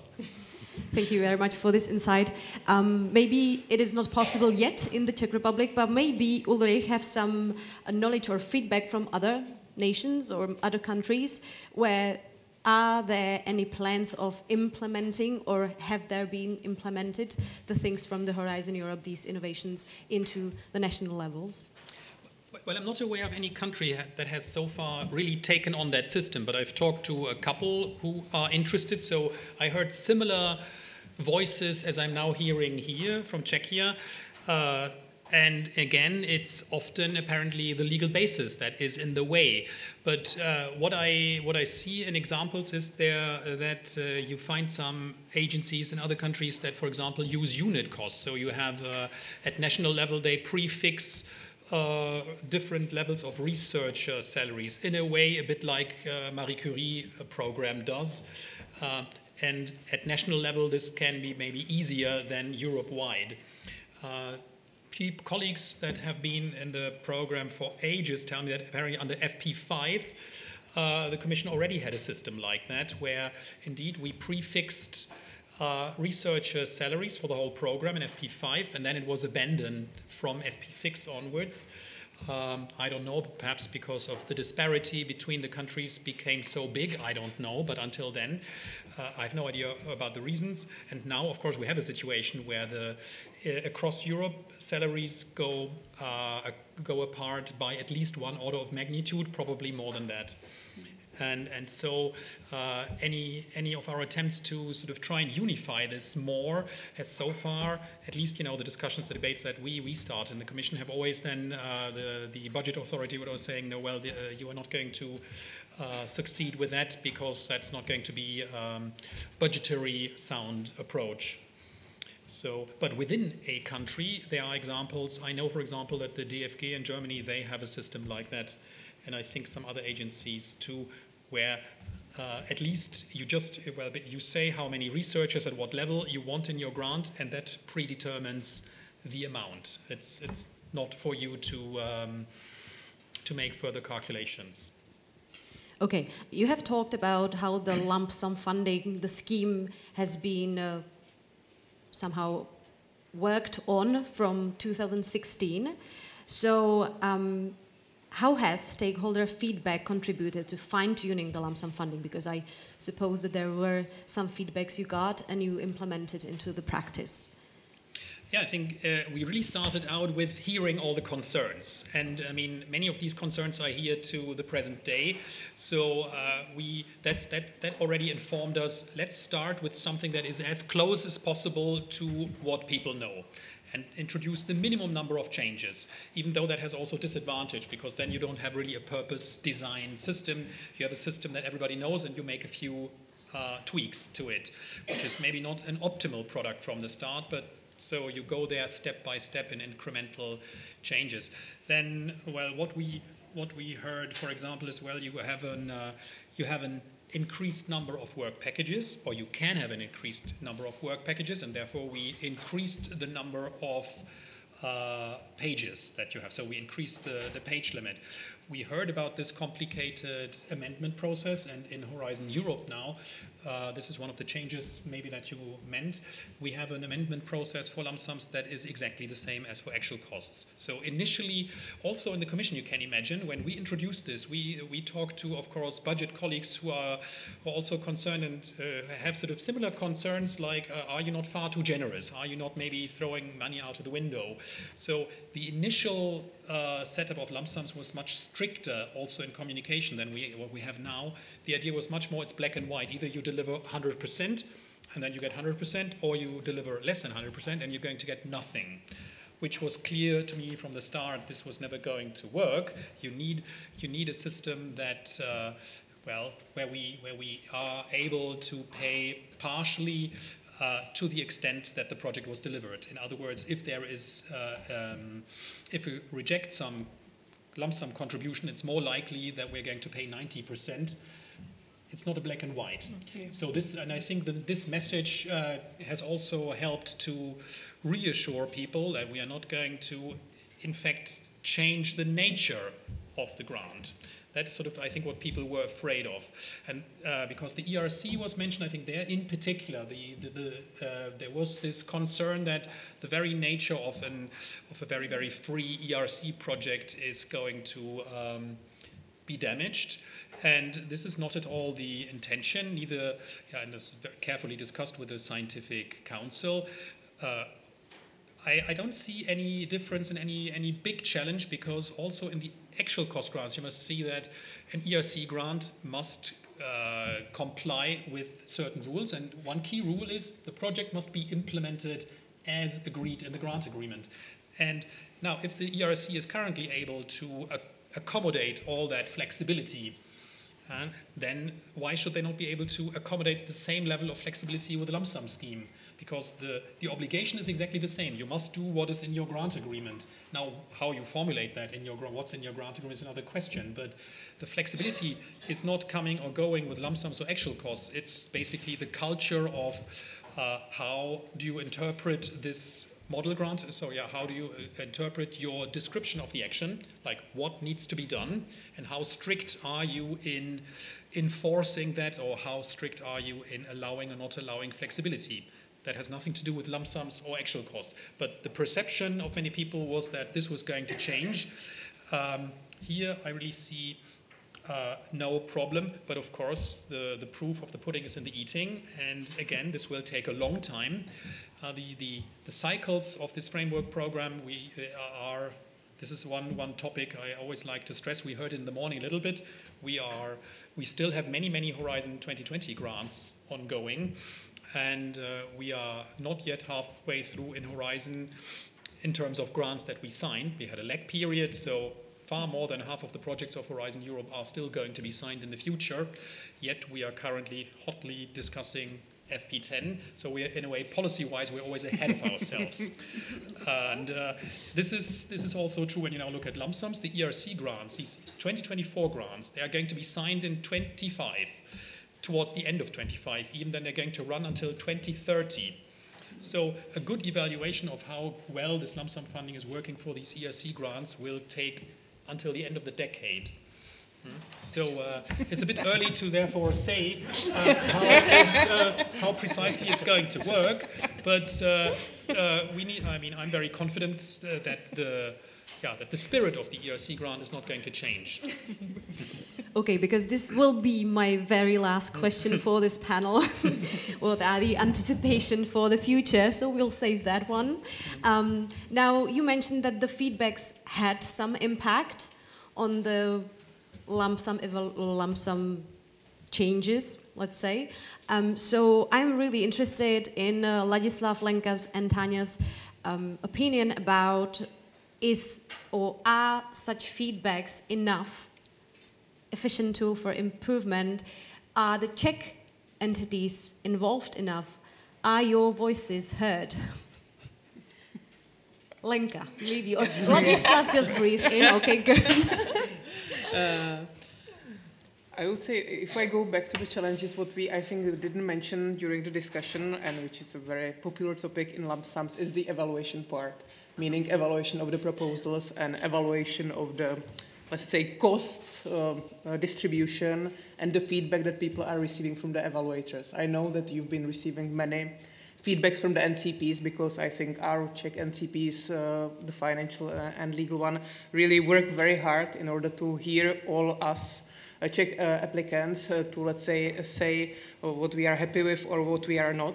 So I think that from this perspective, it's really, let's say, necessary or to clarify, or it's getting better and better with the dashboard, where we saw that, let's say, sometimes we had the feeling it was not properly explained on how to put it into the proposal. We were not sure if it was properly explained to the evaluators. But right now, with the time going further, we see that you are taking this into account by changing, let's say, for example, the time frame for when the personal costs are being calculated and shown. Also, let's say, taking from our experience when we were discussing with our foreign partners, even in, let's say, we had quite a big issue here in the Czech Republic, for example, for an SME to fit into the categories that, or into the rates that were there, but we have similar, let's say, feedbacks also from German and Dutch partners, which, let's say, was quite okay for us to hear that it's not just our issue.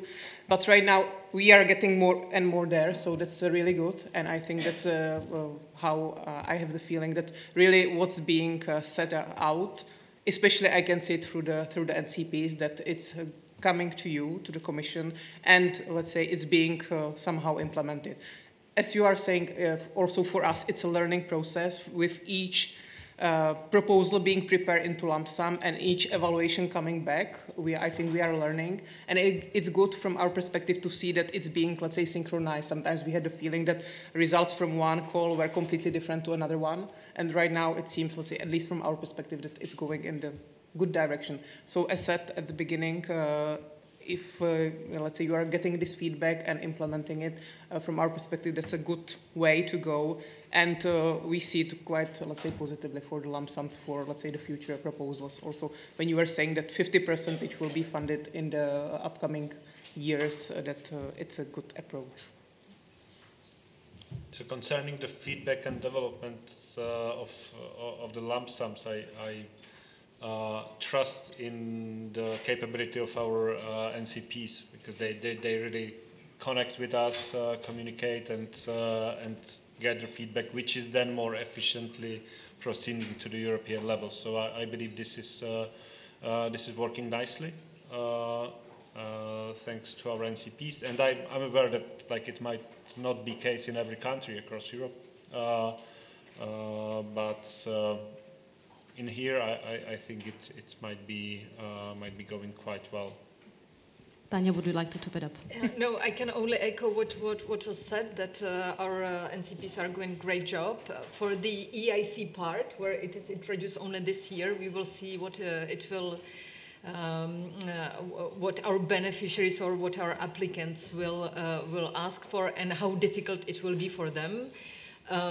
Logically speaking, those are mono-beneficiaries projects, so it shall be really simpler for them and nicer for the implementation. But for the moment, we do not have this feedback because it's only starting now. So we will see, and then we will also give the feedback in the program committee, where is the platform where we can discuss it.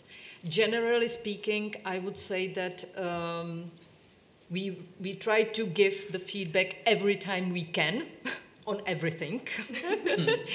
In program committees, in public consultation, in different meetings that we have, we really try to raise the issues.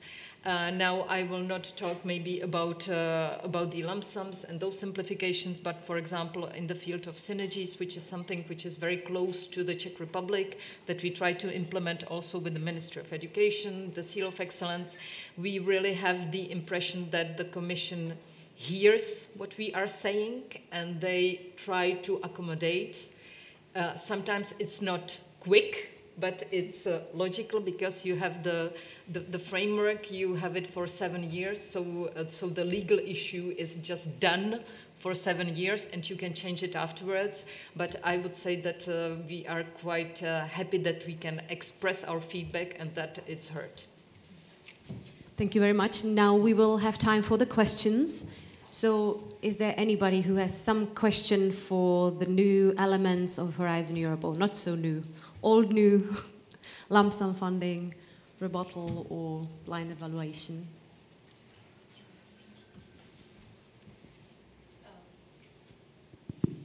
Is it turned on? Yeah. So hello, I'm Vladislava Vojtišková from Věda Výzkum, CZ.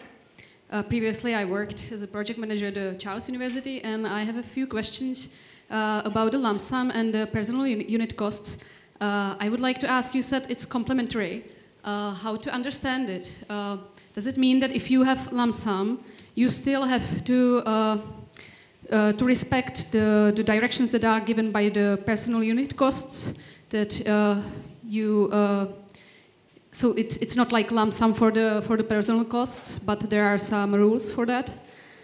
And my second question to that is, often for the beneficiaries, the invoices are not so much big problem because they need to archive the invoices. But there are some other documents like like instrumental diaries or timesheets and things like that, does it mean that in lump sum you don't have to fill out those things? And my second question would be to high-risk projects. You said that you didn't experience that lump sum would lead to low-risk projects, that they still are high-risk. But how do you then evaluate if the project was successful? Let's say that it doesn't fulfill all the publications that they were expected they will fulfill, or patents or something that they wanted to accomplish. How do you then evaluate if the project was successful or not? And my last question is to Mrs. Perglova. You said that national legislation doesn't allow to use lump sum, but still in some grants you have, for instance, indirect costs or overhead costs, and by those you don't have to show all the invoices, so it's kind of like lump sum. So why is it possible in indirect costs and not in general? Thank you. Thank you. Maybe Tanya, could you start with the last question? Because it's a special cost category in the law. So, and it also comes from the state aid rules. It's the same that the indirect costs, you can use this 20% or 20%. It's 20% now. Yeah. But otherwise, the law for research and development, this is something maybe which shall be said clearly. That, for example, I think that in structural funds maybe you are more open to use it because you are not following the 130 law number 130. We are obliged to follow only this law, and from this law there are cost categories that we have to follow. So this is the... Thank you, and now Ulrich, the questions for you. Thank you. Well, it's a bit difficult to look at you because the microphone, but I can move the microphone. Maybe to the last point we had, I would also like to say that we really listen to what the NCPs and program committees tell us. Of course, we can't always immediately turn it into practice, but specifically on lump sums, we've had a lot of direct contact with Lenka from the Czech Legal and Financial NCP, and indeed some of the points that were suggested to us from this have directly been or are currently in the pipeline, because again, these things don't go from one day to the other. We also don't want to re-release guidance and landing pages on a fortnightly basis. That also creates confusion potentially. So we need to think this through and bring all the elements in together and then make a re-release. That's at least what we aim for. But we certainly hear what you are saying. Now, to your specific questions, what do I mean with they are complementary, lump sums and unit costs? Well, first of all, remember, the unit costs are entirely voluntary. Nobody has any obligation to use them whatsoever. And now, what we are, and complementary there in the sense that, first of all, you use for those grants that where we use lump sums, you have to use the lump sums. There's no other choice. So that's because we predetermine that. Everything else is either a unit cost grant, let's say in Marie Curie, or an actual cost grant. Now, and for the actual cost grants, there is where we see the unit cost, the most obvious way to reduce errors there is to use this unit cost, because the personnel costs that you use in an actual cost grant are quite error prone. So unit cost will primarily act on reducing errors in actual cost grants, and lump sums are for the lump sum grants. And, well, they come directly together only in a few cases, namely where a beneficiary chooses to use unit costs.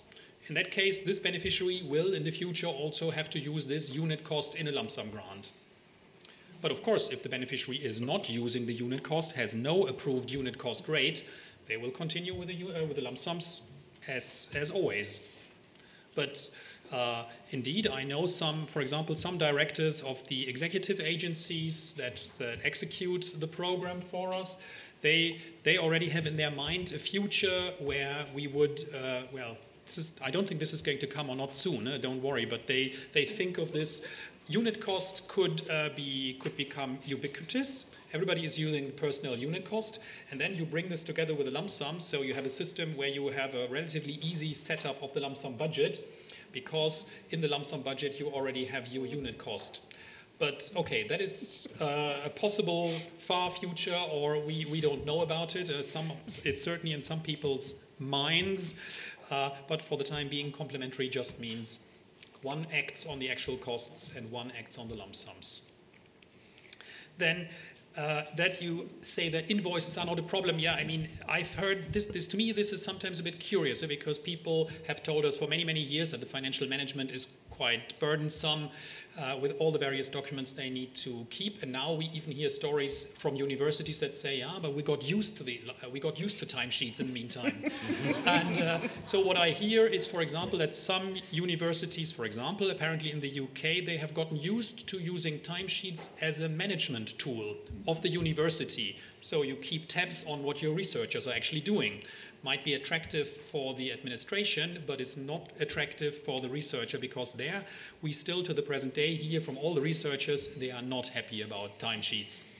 So, so what is desirable and what is appreciated, not appreciated, is not easy to understand. Is not totally clear, let's say. But when you so your question is, well, if you have internal rules. And these internal rules are effectively your business, or local rules or local laws that oblige you to keep any of those documents that you don't have to keep for us. Well, of course, you need to keep them. You need to continue keeping them. That goes without saying. We have a contract, a research contract between a legal entity and the commission or an agency. And for that legal relationship, you don't need these documents. You might need them internally, and that's a different issue. But your concrete question was also timesheets and equipment, log sheets. So no, on timesheets, the divide is that any document that is a financial document or a resource document, you don't need. So you don't need a timesheet. You don't need the invoices. You don't need the depreciation policy. But you do need, if audited or if reviewed, your logs that actually machines were used, because that is the activity that you actually did. That is sort of, there was a researcher, they used a microscope and they found something. And then, indeed, there must be, well, in which form ever, the lab book of that researcher, the log sheet of that electron microscope, there must be some trace of the work having been done.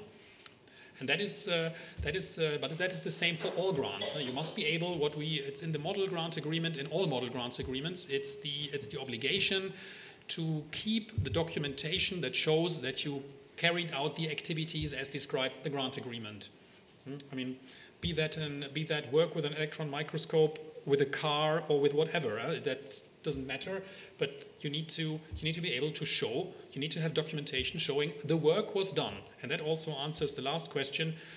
In a way, in terms of payment, we don't care whether the project was successful. We, of course, like the project to be successful. That goes without saying.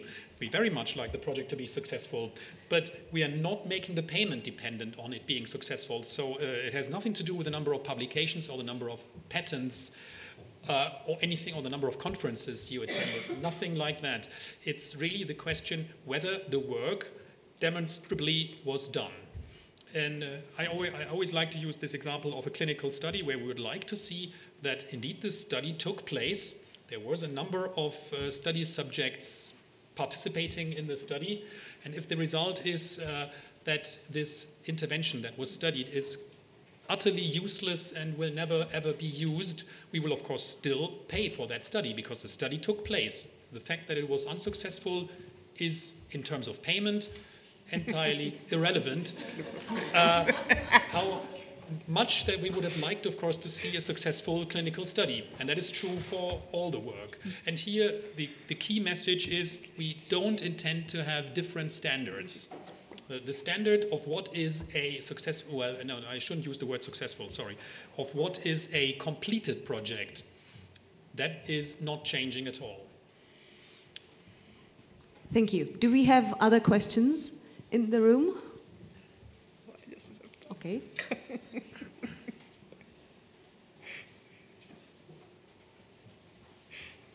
Lenka Chvojková, Technology Center Prague.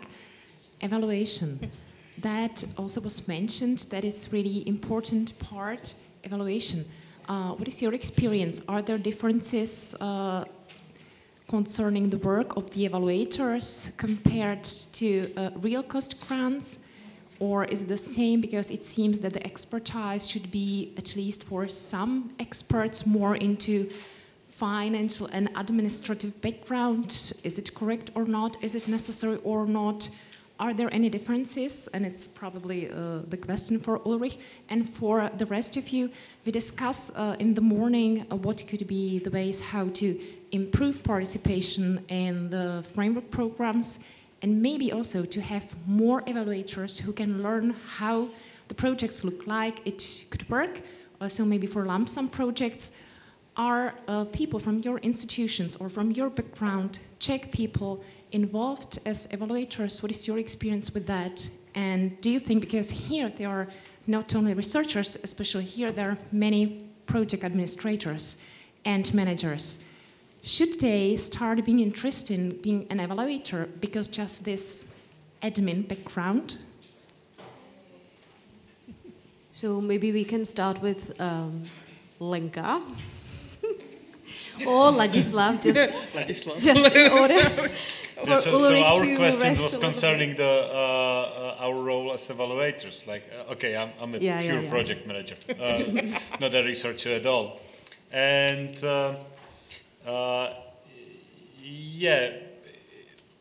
I think, well, I have registered as an evaluator to the European Commission portal years ago. But it sort of matters how you connect to the environment. So I've registered years ago, and like very recently I got first invitation to be an evaluator on CSA projects, because I have this this sort of background in working with the system itself in our local environment. So haven't participated, had conflict of interest, but never mind. It's possible to be selected, obviously, as an evaluator, even without scientific background. So I think there's no problem for everyone to, whether a researcher or not, to register into the portal. And once there is a correct match with some keywords or expertise needed, well, you can get selected. So. This is sort of call for everyone, just register. I would say that if we talk more about, let's say, people in the institutions, I think that's really, and like the researchers, let's say even the Czech ones, I still think I know years ago when I was still in the technology center, we were promoting people, let's say, becoming evaluators, and I know it's happening and happening again. But I have the feeling that it's, let's say, there are not so many, I would say, and it's a pity, because from my perspective, it's a really great experience on understanding how the process works, what the Commission is looking for, because those who are, let's say, the project officers or those who are leading the evaluation, they're explaining like what they are looking for in the proposals. So from my perspective, I think it's a really an interesting, and for proposal writing and proposal managing, an important thing to be involved. And I agree that from the administrative point of view also, I don't have such a scientific background. I'm also registered as the evaluator, and let's say was approached once or twice. But also from this perspective, I think it can be interesting, because I think for the lump sum proposals evaluation, it's really important that the person is not just a scientist, but also understands like how the, let's say, what the workload can, let's say, be, and how to assess it, let's say, the detailed budget tables, let's say, properly. So I think that's would be interesting to have also this type of people being involved in the evaluations. Yeah, I can only agree with my colleagues. What I would like to say is that what I hear very often from evaluators, but also from national and international level, that if they already lead a small team with some kind of budget, it's easier for them then to evaluate the projects, because they have the vision of the workload, but also of the finances, how much it really costs. when they evaluate something on the international level, of course, for them it's sometimes more difficult to see if the personal costs are appropriate and so on. So they have to dig a little bit more, find some kind of information and so on. And in this, I would say that some part of the scientists is not really comfortable. That's why I think that it's nice when you have the lump sum projects where you have also other expertise that only the scientific, because not all the scientists are comfortable to evaluate the costs as such. They know how much it costs in their domain, but sometimes for the other countries and other persons in international consortia, it might be very, very difficult. And I can only echo that to be evaluator anywhere, because schemes are really, I mean, schemes are different and you learn from all the processes. So when you evaluate the Commission, when you evaluate Eureka, when you evaluate on national or even on regional levels, there are always things to discover, to learn, and to enrich and maybe change then something in your institution, in your work, or simply to have this experience is always great. Thank you. So it seems like being an evaluator, sorry, it's a difficult word for me, brings many advantages, right? I have just a little very short follow-up question for Ladislav. You said just register, all of you. Do you actively encourage people at your university to become part of the evaluation panel? We do when we have the opportunity. So Ulrich, it's all yours. Thanks very much. You know, I would really join this call for more evaluators. That's this morning there was when I listened to this the second part on increasing Czechia's participation in the program. Well, that's for me the most obvious low-cost measure that you could do, because no doubt when people have seen a number of proposals and seen which proposals fly and which don't, the threshold to then later write your own proposal is a lot lower. In fact, personally, I've done 2 rounds of evaluation in 2007 and 2008. I each spent a week in Brussels then evaluating. That was actually in the end, I didn't write more proposal because then afterwards I joined the Commission. But that's not probably the course for everybody to take. But definitely, it opens up. You learn a couple of things that you've not seen before. It's definitely worth the investment, I would say. So coming back to the evaluators and experts for lump sum. Now we encourage that all the evaluators still need a minimum understanding of the project. And the one thing to consider is that panels are not infinitely big. You have typically 3, 4, 5 people evaluating a proposal depending on its size. So it's a question whether you can afford to have somebody among these 3 people that has no scientific or hardly any scientific knowledge at all, because that is still the key. We want to, of course, select the most promising projects, not necessarily the projects that are budgeted in the best way, even though that has to be evaluated as well. And indeed, I think I heard that thinking also here from the panel as well. If as a researcher has years of experience of writing their own grants and managing their own projects, they do have an understanding of what is an appropriate amount of resources in a project. Now, indeed, nobody can know how much a researcher costs in all these countries across Europe and the world. And this is exactly why we have the dashboard, to give an orientation. I mean, this was actually one of the first criticisms that came to the lump sums very early on. It was, and I don't know why they always came with the example of the Lithuanian nurse. And no, I'm not joking. As people were saying, how could the Spanish evaluator know the cost of a Lithuanian nurse? And of course they can't. That is true. But that is, and that is true for all sorts of researchers and people who participate in our projects across the whole world, where personnel costs are so extremely different. Now, that is where they have to rely on the dashboard to get some sort of orientation of in which ballpark you would normally expect these costs. And then for many of the other costs, I would say, they are quite similar, internationally speaking. I think if you buy an NMR or an electron microscope in Czechia, it's not much cheaper than when you buy it in Germany, because you probably buy it from similar companies in the end. Maybe more From the expensive. Czech one. Yeah. So smaller market. Many of these costs are, I mean, the consumables, the machinery is probably, internationally speaking, very, very similar. The biggest thing that's different is the personnel cost. And where we also point to is, of course, that they need to evaluate not only, well, how much does a researcher cost per month, but of course, is that researcher needed and for how many months? The question is, do I need 5 years of a senior researcher, or do I need 10 researcher years? Or that is, of course, a key question. Not only how much do they cost per month? And this is where we would like to point to. We would like to focus on also in lump sum evaluations. In my view, it would actually have to be evaluated much more in all of our evaluations, because that's a key question. How much resources do I need to fulfill that project properly? So for the experts, yeah, as much as possible, of course, we rely on experts which have enough experience to judge scientifically and have an idea of what the resources and the costs are.